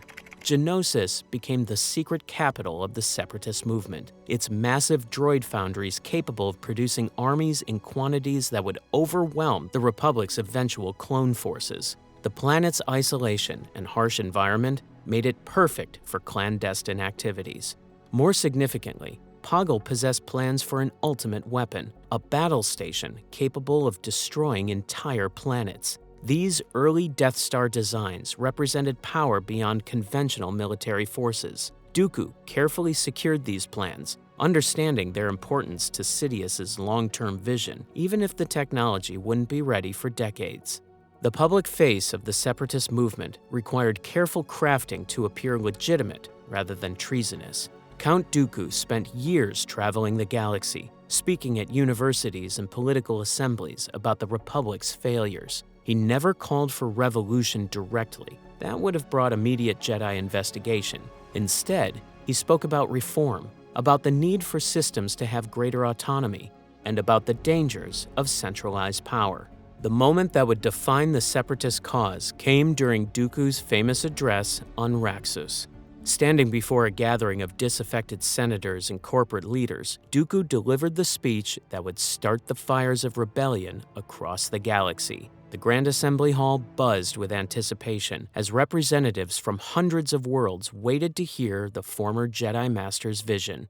He spoke of specific grievances that resonated with his audience. The Outer Rim worlds faced taxation without representation, their resources exploited, while their voices went unheard in the Senate. Corporate entities struggled under regulations that favored core world competitors while stifling innovation and growth. Each example he cited struck home with different groups in the audience. Senator Mina Bonteri of Onderon sat in the front row, tears of hope streaming down her face as Dooku articulated everything she had felt but couldn't express. Other delegates nodded vigorously, finally hearing someone speak their frustrations with eloquence and authority. When Dooku finished with a call for peaceful secession and self-determination, the hall erupted in thunderous applause. These beings truly believed they had found their savior, a noble leader who would guide them away from corruption toward justice. None of them suspected they were cheering for the person who would eventually destroy them. His speeches were brilliant examples of manipulation, each word chosen to resonate with specific audiences. On Outer Rim worlds neglected by the Republic, he spoke about abandonment and the right to self-governance. On wealthy trade worlds, he discussed economic freedom and the burden of taxation without representation. On worlds with non-human majorities, he subtly highlighted the Republic's human-centric policies. By 24 BBY, the Separatist movement had gained tremendous momentum. Thousands of systems expressed sympathy with Dooku's ideas, even if they weren't ready to formally secede. The Republic Senate grew increasingly concerned, but remained paralyzed by indecision. Some senators wanted to crush the movement with military force. Others sought negotiation, and many simply wanted to ignore it and hope it went away. This paralysis was exactly what Sidious had orchestrated. As Chancellor Palpatine, he publicly called for peace while secretly ensuring that no meaningful reforms would address Separatist grievances. He positioned himself as the moderate voice trying to hold the Republic together, earning praise for his diplomatic efforts even as he sabotaged them from within. Behind this noble facade, Dooku built something far darker. Secret facilities across Separatist space developed new weapons and trained special forces. The Separatist military wasn't just battle droids. It included organic commanders who understood tactics, elite units capable of matching clone troopers, and experimental weapons that violated Republic conventions on warfare. During these preparations, Dooku also began recruiting dark acolytes, force-sensitive individuals who could serve as commanders and assassins. The first and most important of these proved to be Asajj Ventress, whom he discovered on Ratatak, where she had become a warlord after the death of her Jedi Master. In the gladiatorial arenas of that war-torn world, Dooku watched Ventress effortlessly defeat multiple opponents with her twin lightsabers. She styled herself a Sith to the cheering crowds, although Dooku recognized her as merely a fallen Jedi whose pain had driven her to darkness. When he descended to the arena floor to test her personally, their brief duel demonstrated her potential while proving her limitations.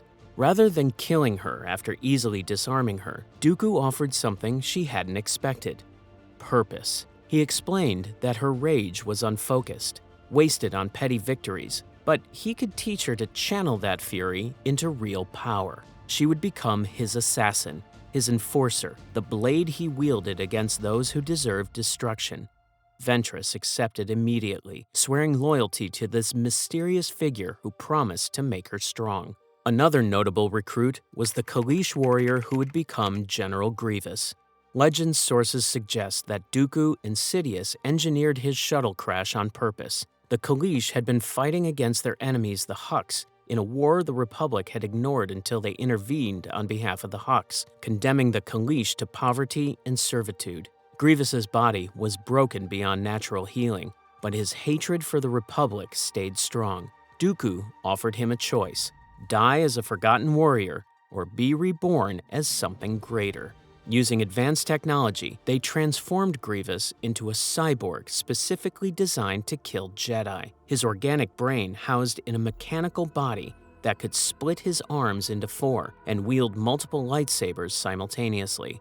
The training of General Grievous became one of Dooku's most significant accomplishments during the early war years. In a private dojo aboard his flagship, dimly lit with a wide circular fighting mat, Dooku personally instructed the cyborg in lightsaber combat. Display cases along the walls would eventually hold lightsabers taken from fallen Jedi, trophies that proved Grievous's deadly effectiveness.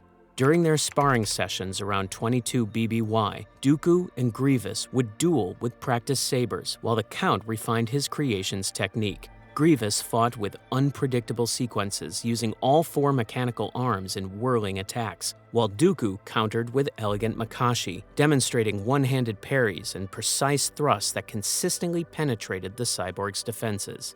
As they sparred, Dooku would instruct with icy calm about economy of motion and the waste of flourish in combat.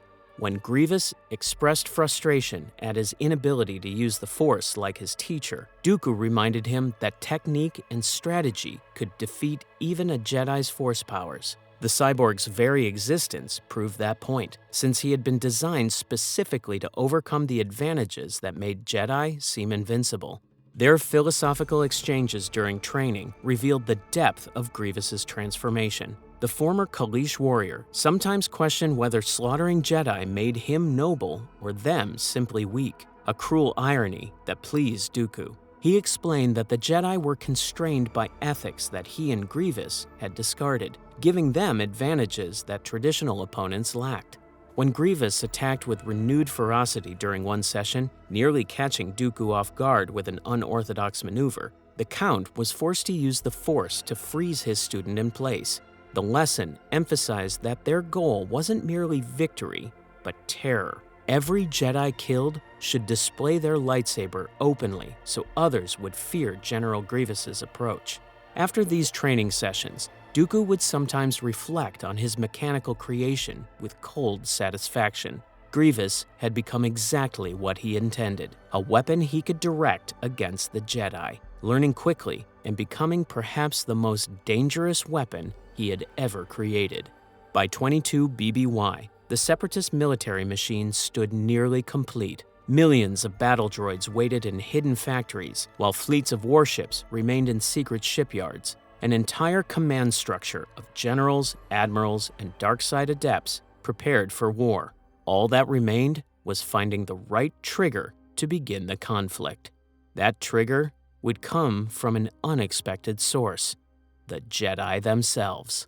The gathering on Geonosis in 22 BBY served as the final preparation before the Separatist alliance revealed itself publicly. Representatives from hundreds of systems and dozens of major corporations met in person for the first time, signing treaties that would bind them together in confederation. The ceremony took place in the Geonosian arena, with thousands of battle droids standing at attention as a show of military might.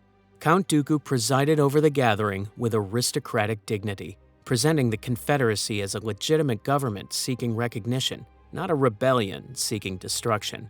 He spoke about peaceful secession, about the right of systems to determine their own destinies, and about negotiation rather than warfare. It was all lies, of course. War was always the intended outcome. The performance convinced those who wanted to be convinced, though.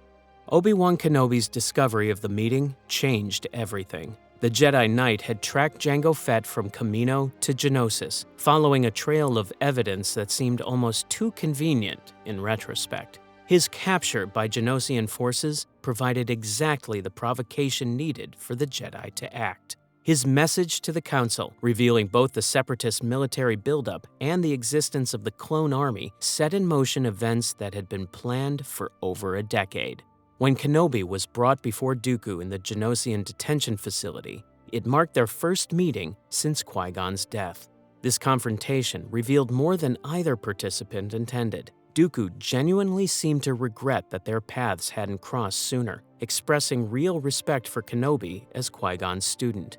More significantly, though, Dooku told Kenobi the truth about Darth Sidious controlling the Senate. He explained that the Republic was already under Sith control, that hundreds of senators were under the influence of a Dark Lord. He even offered Kenobi the chance to join him in destroying the Sith, presenting it as the completion of Qui-Gon's legacy. This moment revealed Dooku's complex psychology. Even after falling to the dark side, part of him sought a worthy partner, someone who could understand his vision. He genuinely believed he could recruit Kenobi, that Qui-Gon's student might see the same truths that had driven Dooku from the Order. When Kenobi refused, dismissing the warnings as lies, Dooku's disappointment was real. Once again, a Jedi chose blindness over difficult truth. The arena execution that followed was pure theater. Padme Amidala, Anakin Skywalker, and Obi-Wan Kenobi faced elaborate deaths designed to satisfy the Geonosian love of spectacle while serving as propaganda for the Separatist cause. The execution of a Republic senator and 2 Jedi would demonstrate that the Confederacy wouldn't be intimidated by the Order's mystique. Mace Windu's strike team of 200 Jedi changed the script, though. Their dramatic entrance into the arena, lightsabers igniting in a circle of light, should have been a moment of triumph. Instead, it became a massacre. The Jedi had walked into a trap, surrounded by thousands of battle droids with no escape route. They fought valiantly, but the numbers were overwhelming. Dooku watched from his viewing box with hidden satisfaction. Each dead Jedi represented a victory for the Sith, a reduction in the Order's strength that would make their eventual destruction easier. By the time Yoda arrived with the clone army, barely 30 Jedi remained from the original 200. The Order had suffered its worst single-day loss in 1,000 years, and the war had only just begun.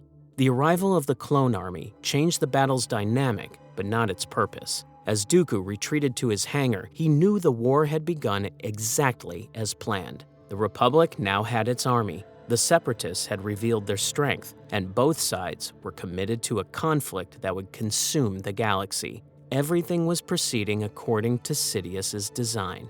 His duels with Kenobi and Skywalker in the hangar proved almost ceremonial, a demonstration of Sith superiority over the next generation of Jedi. Kenobi fell within seconds, Dooku's superior technique overwhelming the younger man's defenses. Skywalker lasted slightly longer, his raw power and aggressive style forcing Dooku to take him more seriously. The boy's anger made him predictable. When Skywalker charged recklessly, overcome by emotion after seeing Kenobi fall, Dooku simply sidestepped and severed his arm at the elbow with almost casual precision.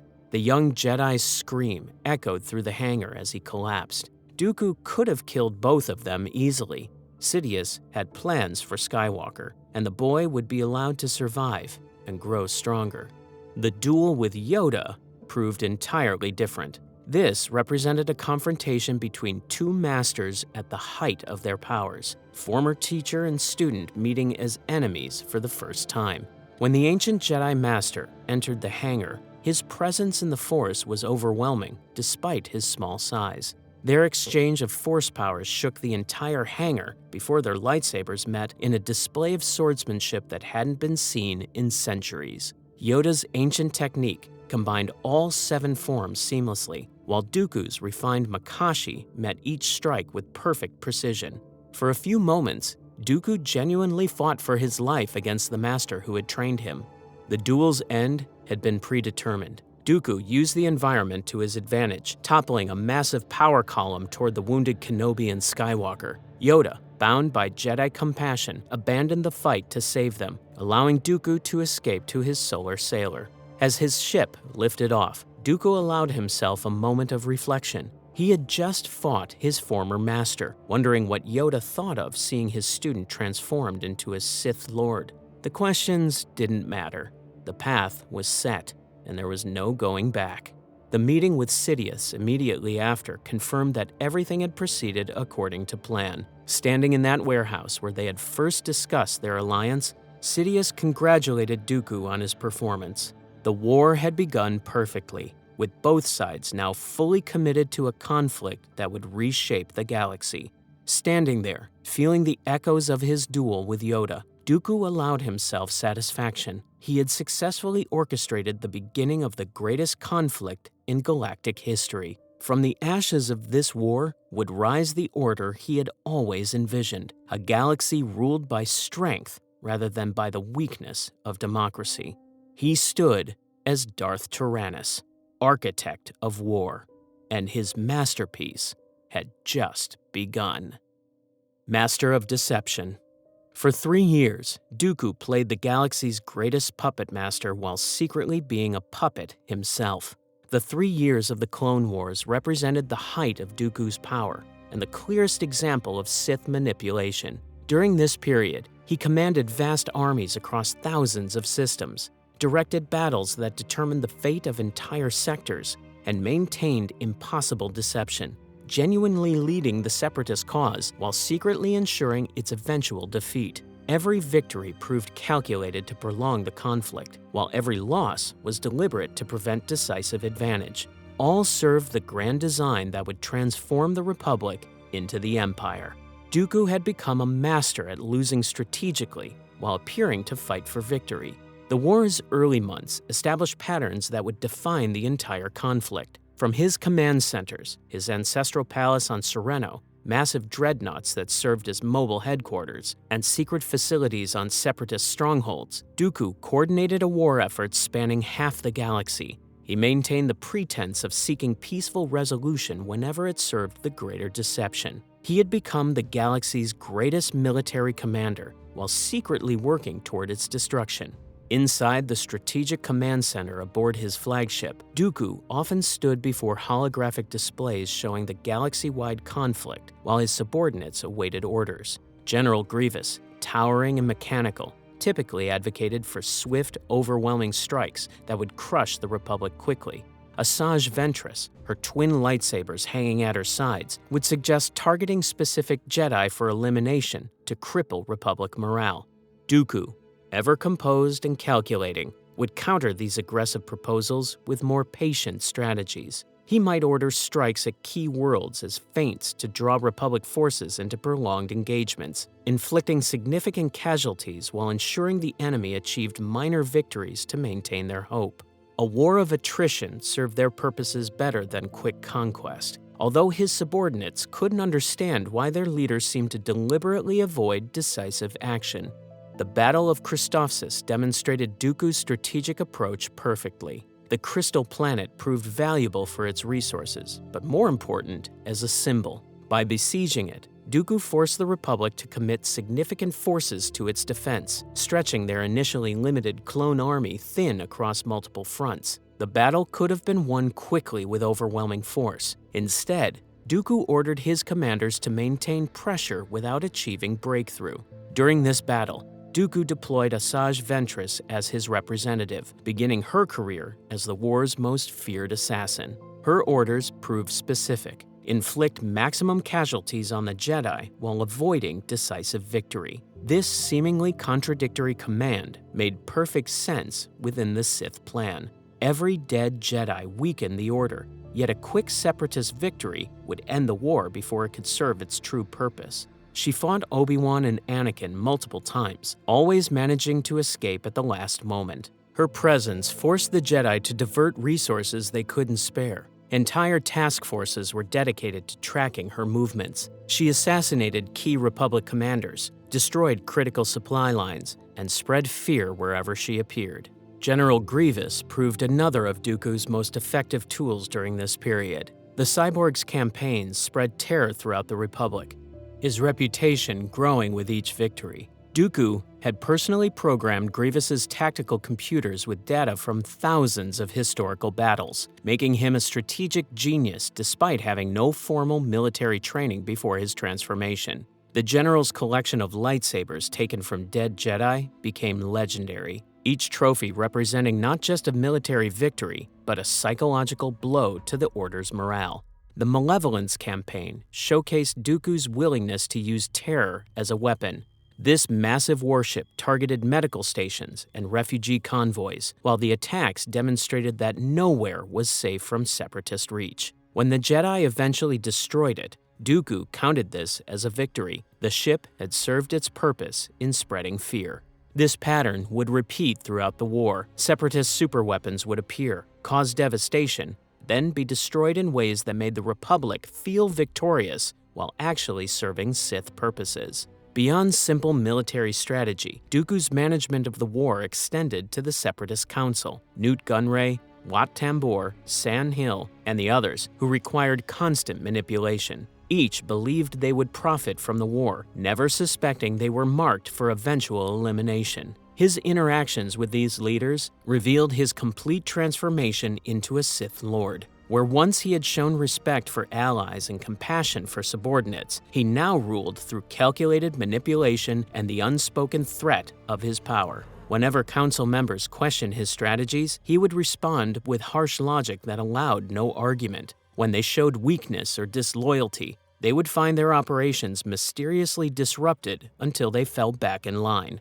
Throughout the war, Dooku carefully balanced his public persona. In speeches broadcast across Separatist space, he presented himself as a reluctant warrior forced to fight for independence. He would appear via hologram at refugee camps, expressing regret for the war's casualties while blaming Republic aggression. He attended state funerals for fallen Separatist heroes, delivering eulogies that moved audiences to tears. The actual conduct of the war grew increasingly brutal. The deployment of weapons like the Blue Shadow virus, which could have depopulated entire worlds if released, showed Dooku's willingness to threaten genocide. The use of advanced control techniques to turn peaceful citizens into unwilling soldiers violated every convention of civilized warfare. Each escalation proved calculated to force the Republic to respond with equal brutality, eroding the moral distinctions between the two sides. The relationship between Dooku and Ventress evolved significantly as the war progressed. She had grown increasingly powerful under his tutelage, mastering dark side techniques that made her a match for most Jedi Knights. Her success rate on missions approached perfection, and her loyalty seemed absolute. She addressed him as master, followed his orders without question, and showed no ambition beyond serving his will. This very success became her downfall. Sidious began to see her as a threat to the rule of two. She had grown too powerful, too capable. If she and Dooku ever united against him, they might actually succeed in overthrowing him. The rule of two demanded only two Sith, a master and an apprentice. Ventress represented a third, an anomaly that couldn't be tolerated. When Sidious ordered Dooku to eliminate her as a test of loyalty, Dooku complied without hesitation. During a space battle over Sullust, he commanded his forces to abandon Ventress when Republic reinforcements arrived. When she desperately called for reinforcements during the battle, Dooku coldly cut off her communication and ordered his own ships to target her fighter. The betrayal was complete and merciless. Ventress had served him faithfully for years, killed numerous Jedi at his command, and been his most effective weapon. When Sidious demanded her death, Dooku threw her away like a useless tool. This revealed how completely the dark side had corrupted him. The man who had once agonized over difficult decisions now betrayed his most loyal servant without hesitation. Ventress's survival and quest for revenge created unexpected complications. Her alliance with the Night Sisters of Dathomir and their attempt to assassinate Dooku using Savage Opress as a weapon forced him to demonstrate his full power. The assault on his palace on Serenno, where he fought Ventress and two Night Sister assassins while blinded by poison, proved that even at over 80 years old, Dooku remained one of the most dangerous beings in the galaxy. The battle was fierce and desperate. The Night Sisters used ancient magics that Dooku had never encountered, becoming invisible to both sight and Force senses. Poison darts had temporarily blinded him, leaving him to fight by instinct alone. He survived through sheer mastery of the Force, sensing his opponent's movements through subtle changes in air pressure and temperature. When he finally drove them off with a massive Force lightning storm that filled his entire chamber, he had sustained several wounds but emerged victorious. The aftermath of this assassination attempt proved typically brutal. Dooku ordered Grievous to massacre the Night Sisters, eliminating an entire culture to remove a threat to his power. The assault on Dathomir demonstrated the fate of those who challenged Dooku: complete annihilation. Mother Talzin, the Night Sister leader and one of the few beings who could match Sidious in darkside power, was forced to flee into the spirit realm. The introduction of Savage Opress as a potential new apprentice showed Dooku's continued attempts to circumvent the rule of two. Despite his betrayal of Ventress at Sidious's command, Dooku sought his own apprentice, who might help him eventually overthrow his master. He trained Savage briefly, teaching him basic lightsaber techniques and darkside powers. The boy proved too uncontrollable. His loyalty divided between Ventress, who had created him, and Dooku, who sought to use him. When the truth was revealed and all three fought in Dooku's palace, the battle demonstrated the chaos that resulted from violating Sith traditions. Savage, overwhelmed by conflicting commands, turned on both his would-be masters and escaped to eventually find his brother, Darth Maul. One of the most insidious aspects of Dooku's war management involved his manipulation of both sides' intelligence networks. As clues about the clone army's true origins began to surface, Dooku personally intervened to protect the secret.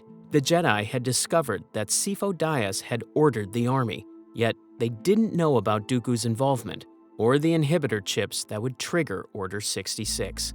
When Jedi investigators got too close to the truth, Dooku eliminated witnesses personally. He murdered Silman, the aide to Sifo-Dyas who knew too much, and fought Anakin and Obi-Wan on Obadiah to prevent them from uncovering the full conspiracy. During this confrontation, the Jedi finally confirmed that Tyrannus and Dooku were the same person, a revelation that came far too late to prevent the trap closing around them.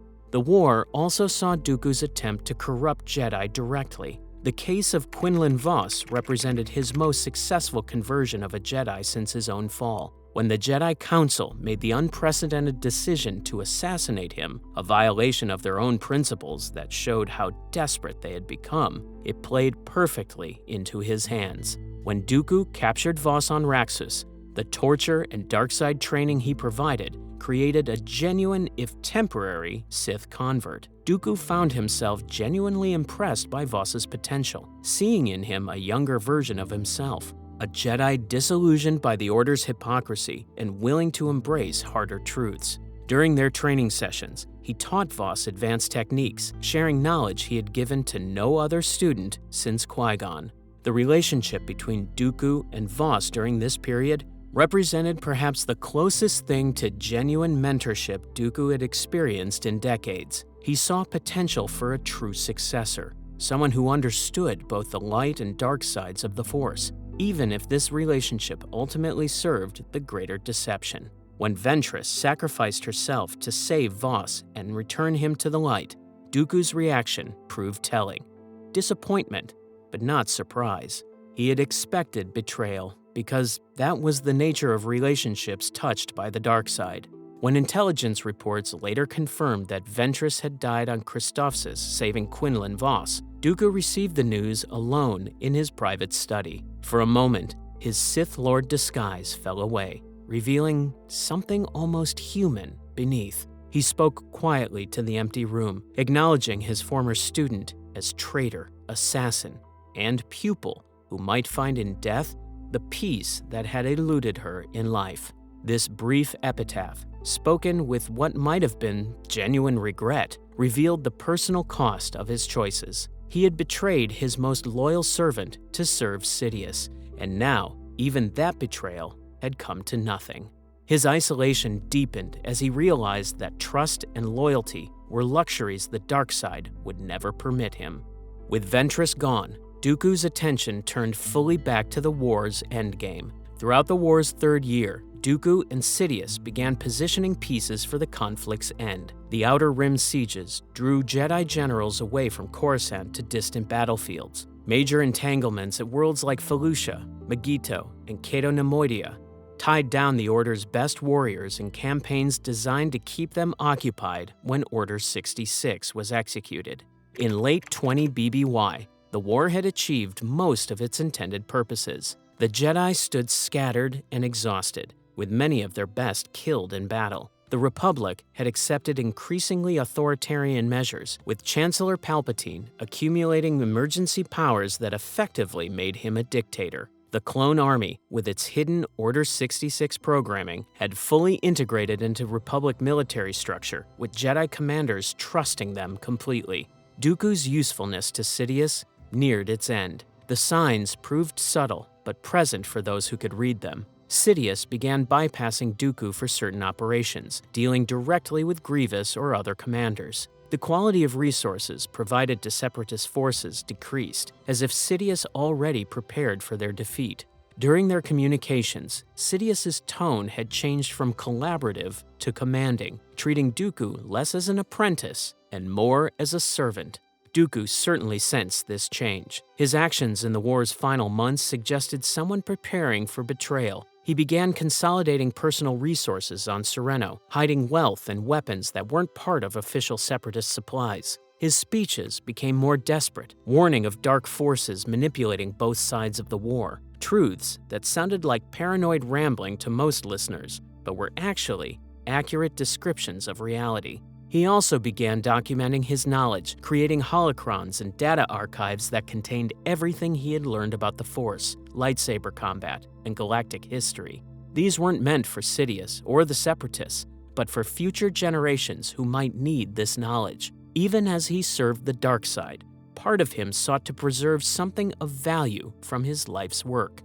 The mission to kidnap Chancellor Palpatine in 19 BBY came presented to Dooku as another orchestrated event. General Grievous would capture Palpatine during a bold assault on Coruscant, providing justification for new emergency powers and possibly the elimination of prominent Jedi who would attempt rescue. Dooku's role involved engaging the rescuers in combat with specific instructions about how the confrontation should unfold. Dooku believed the plan involved him defeating or capturing the Jedi rescuers, followed by a staged escape that would position him for the war's final phase. He had received assurances from Sidious that this confrontation would eliminate key Jedi while maintaining their covers. Perhaps afterward, with the Jedi further weakened and the Republic fully militarized, they could reveal themselves and claim direct control. What Dooku didn't know was that Sidious had spent 3 years preparing Anakin Skywalker specifically for this moment. Every battle they had fought, every loss Anakin had suffered, and every attachment he had formed, all of it designed to bring him to this point, primed for conversion to the dark side. Dooku served not as the director of this play, but merely another actor whose final scene was about to begin. Final betrayal. Dooku walked into that throne room believing he was irreplaceable. He was dead wrong. The Battle of Coruscant represented the largest military engagement in the core world since the formation of the Republic. Thousands of warships filled the skies above the capital, creating an artificial dawn visible from the planet's surface. Citizens who had felt safe in the Republic's heart now witnessed war's reality as debris rained down on their towers and stray turbo-laser blasts shattered windows in buildings that had stood for millennia. Dooku observed this orchestrated chaos from the observation deck of the Invisible Hand, General Grievous's flagship. The massive Providence-class dreadnought served as the Separatist command center for the assault, its hull scarred from 3 years of warfare, but still formidable. Through the viewports, Dooku watched Republic and Separatist forces tear each other apart in a battle that would determine the war's outcome. Or so both sides believed. In truth, every aspect of this engagement had been planned months in advance. The bold strike at Coruscant, seemingly a desperate gamble by the Separatists, actually served multiple purposes in Sidious's design. It would justify final emergency powers for the Chancellor, eliminate key political opponents who died in the attack, and most importantly, provide the stage for Anakin Skywalker's final test. Dooku had received specific instructions from Sidious about the coming confrontation. Skywalker would come with Kenobi to rescue the Chancellor. Then, they would duel in the observation tower, where Palpatine was being held. Based on what Dooku understood of the plan, he would defeat them both, eliminating Kenobi to push Skywalker toward the dark side through grief and rage, then allowing himself to be captured after demonstrating Sith superiority. In Dooku's mind, this capture would prove temporary. After interrogation that would reveal strategic but ultimately useless intelligence, he would be imprisoned, awaiting trial.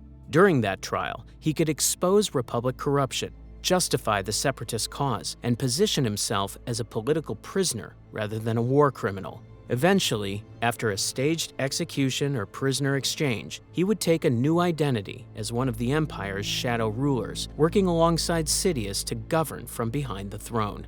This fantasy reveals the depth of Sidious's manipulation over his apprentice. Dooku, despite his intelligence and experience, couldn't conceive that he had become entirely expendable. His aristocratic upbringing, his decades as one of the galaxy's most powerful beings, and his genuine contributions to the Sith cause, all of it had convinced him he stood irreplaceable. He saw himself as Sidious's partner, not merely his tool. Dooku's arrogance would prove his undoing. He could never imagine that someone might manipulate him so completely. The approach of the Jedi through the ship proved almost leisurely. Dooku could sense them cutting through battle droids with mechanical efficiency, making their way steadily toward his position. Anakin's presence in the Force had grown significantly since their last encounter. The young man blazed with barely controlled power. His emotions created ripples in the Force that Dooku could feel from hundreds of meters away. Kenobi, by contrast, remained a steady flame, reliable, predictable, limited by his orthodox training. When they finally entered the observation tower, Dooku stood on the elevated platform where Palpatine sat bound to a chair. The theatricality of the scene proved perfect, the captured Chancellor looking appropriately distressed, the evil Separatist leader standing ready for confrontation, and the heroic Jedi arriving for rescue. Every element appeared exactly as scripted, a performance where everyone knew their roles, except for the true nature of the production. The conversation that preceded the duel carried loaded double meanings that only Dooku and Sidious understood. Palpatine's encouragement to the Jedi contained subtle Force suggestions, pushing them toward aggression. His apparent fear masked careful observation, evaluating Anakin's readiness for conversion. Dooku descended from the platform with casual grace, his red lightsaber igniting with the distinctive snap hiss that had preceded so many deaths. He taunted them about their previous encounters, reminding Anakin of his lost hand and mocking Kenobi's inferior skills. The words were calculated to provoke, designed to push them toward the emotional responses that would make them easier to defeat. This psychological warfare had worked before.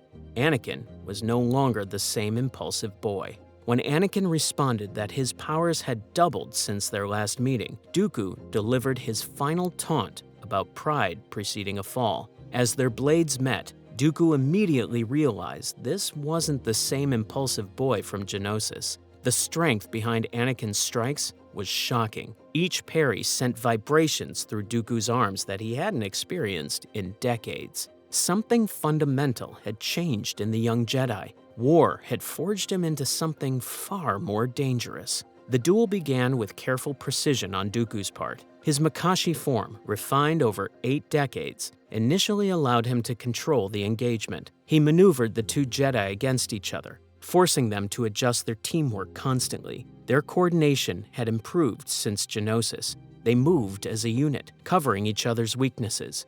Dooku's experience gave him the advantage. For now, even that advantage was slipping away faster than he expected. He identified Kenobi as the weak link, just as planned. The Jedi Master was skilled but conventional, his Soresu defensive form predictable in its patterns. Dooku began targeting him specifically, forcing him to give ground while preventing Anakin from effectively assisting. Each exchange pushed Kenobi further off balance, setting up the moment where he could be eliminated from the fight.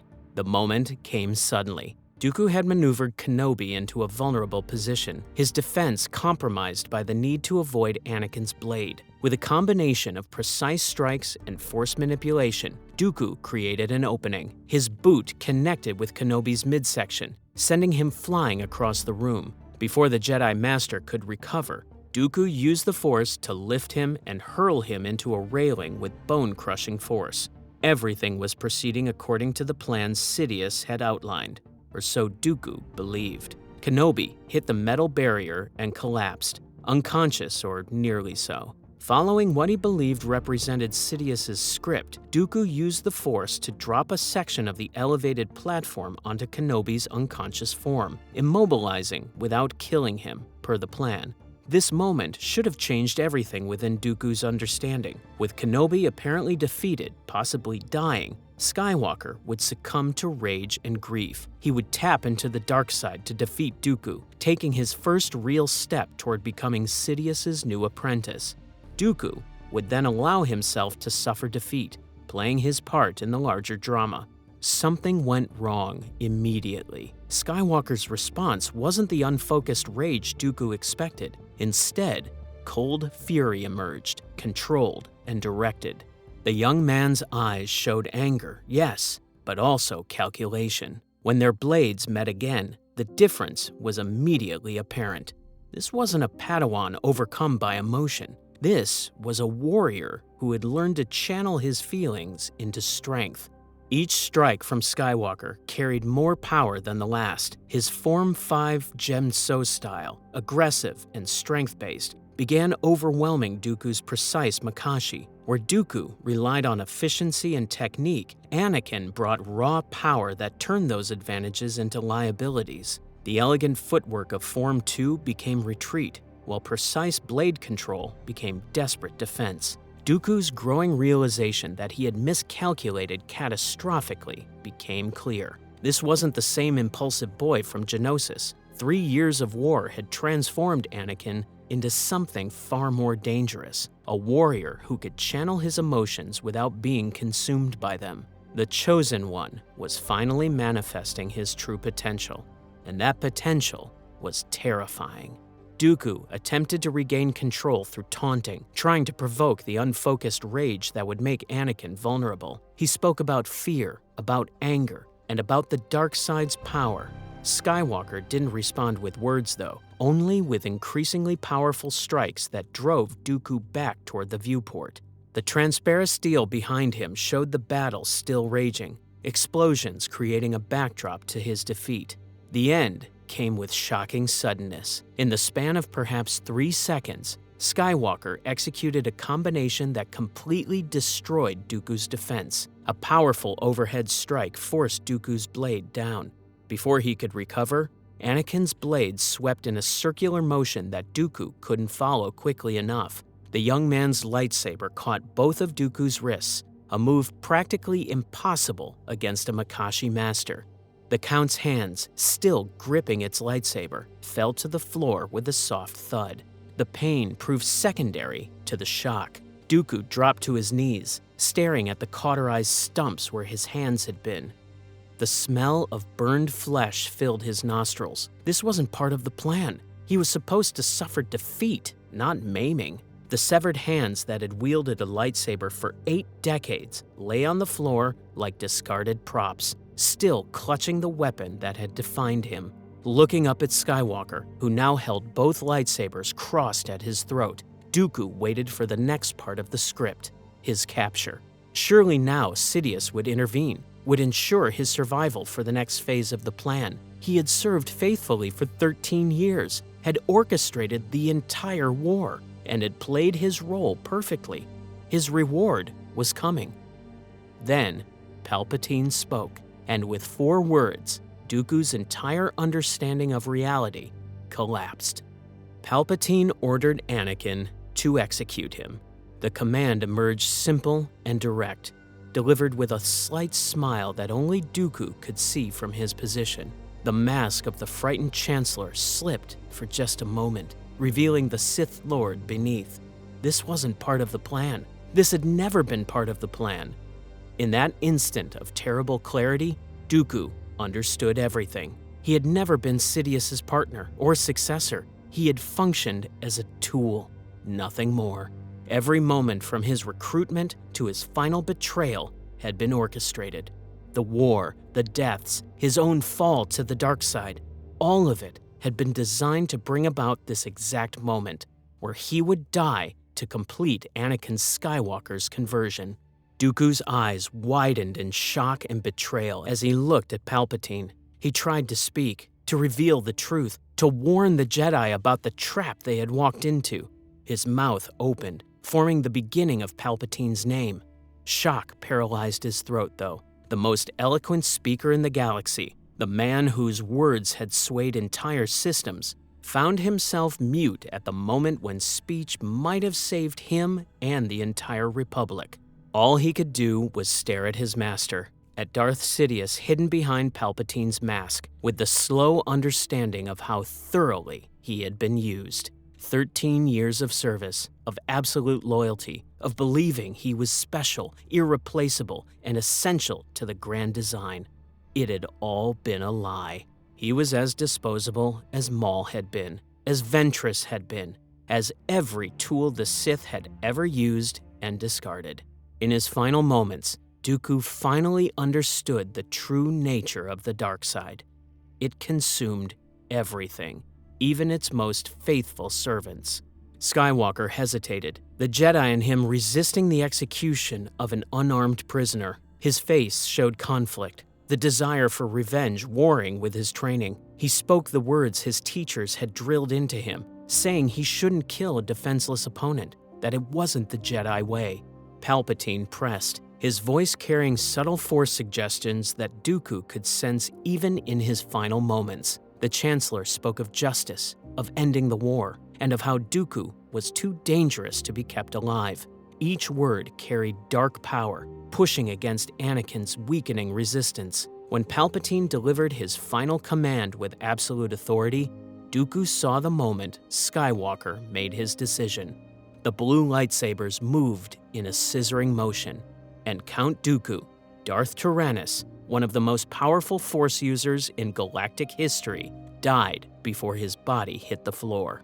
8 decades of life, 6 decades of Force mastery, and 13 years of Sith apprenticeship, all ended in a single moment of betrayal.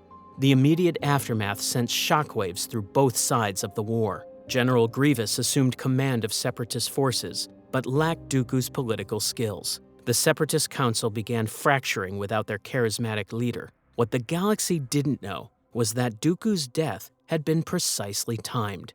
Order 66 waited only weeks away, and his removal eliminated the only being besides Palpatine who knew about the clone programming. With Dooku dead, no one remained who could warn the Jedi about the trap closing around them. The Separatist leaders, soon to be herded to Mustafar ostensibly for their protection, had no idea they faced gathering for execution. Dooku had served as their shield against Sidious's direct manipulation. Without him, they became helpless pawns awaiting disposal. When Vader arrived to kill them all, they died believing Sidious would save them, just as Dooku had died believing he would survive. Historical analysis of Dooku's life reveals a figure of profound tragedy. He possessed brilliance, power, and genuine commitment to his vision of galactic order. His criticisms of the Republic and Jedi Order often proved valid. Corruption had infected the Senate. The Jedi had grown complacent, and radical change was necessary. These observations showed remarkable insight and courage to voice. This same intelligence and conviction made him the perfect tool for Sith manipulation, though. Every strength became a weakness in Sidious's hands. His pride prevented him from seeing his expendability. His cynicism about the Jedi blinded him to Sith betrayal. His belief in his own superiority made him unable to conceive that someone could manipulate him so completely. The comparison between Dooku and Anakin Skywalker proves particularly instructive. Both stood as exceptional Force users who fell to the dark side. Both suffered manipulation by Palpatine into becoming weapons against the Jedi, and both believed they brought order to chaos through their actions. The crucial difference emerged in that Anakin eventually found redemption through love for his son, while Dooku died alone, betrayed by the master he had served faithfully. In many ways, Dooku represented the opposite example of what the Jedi could become.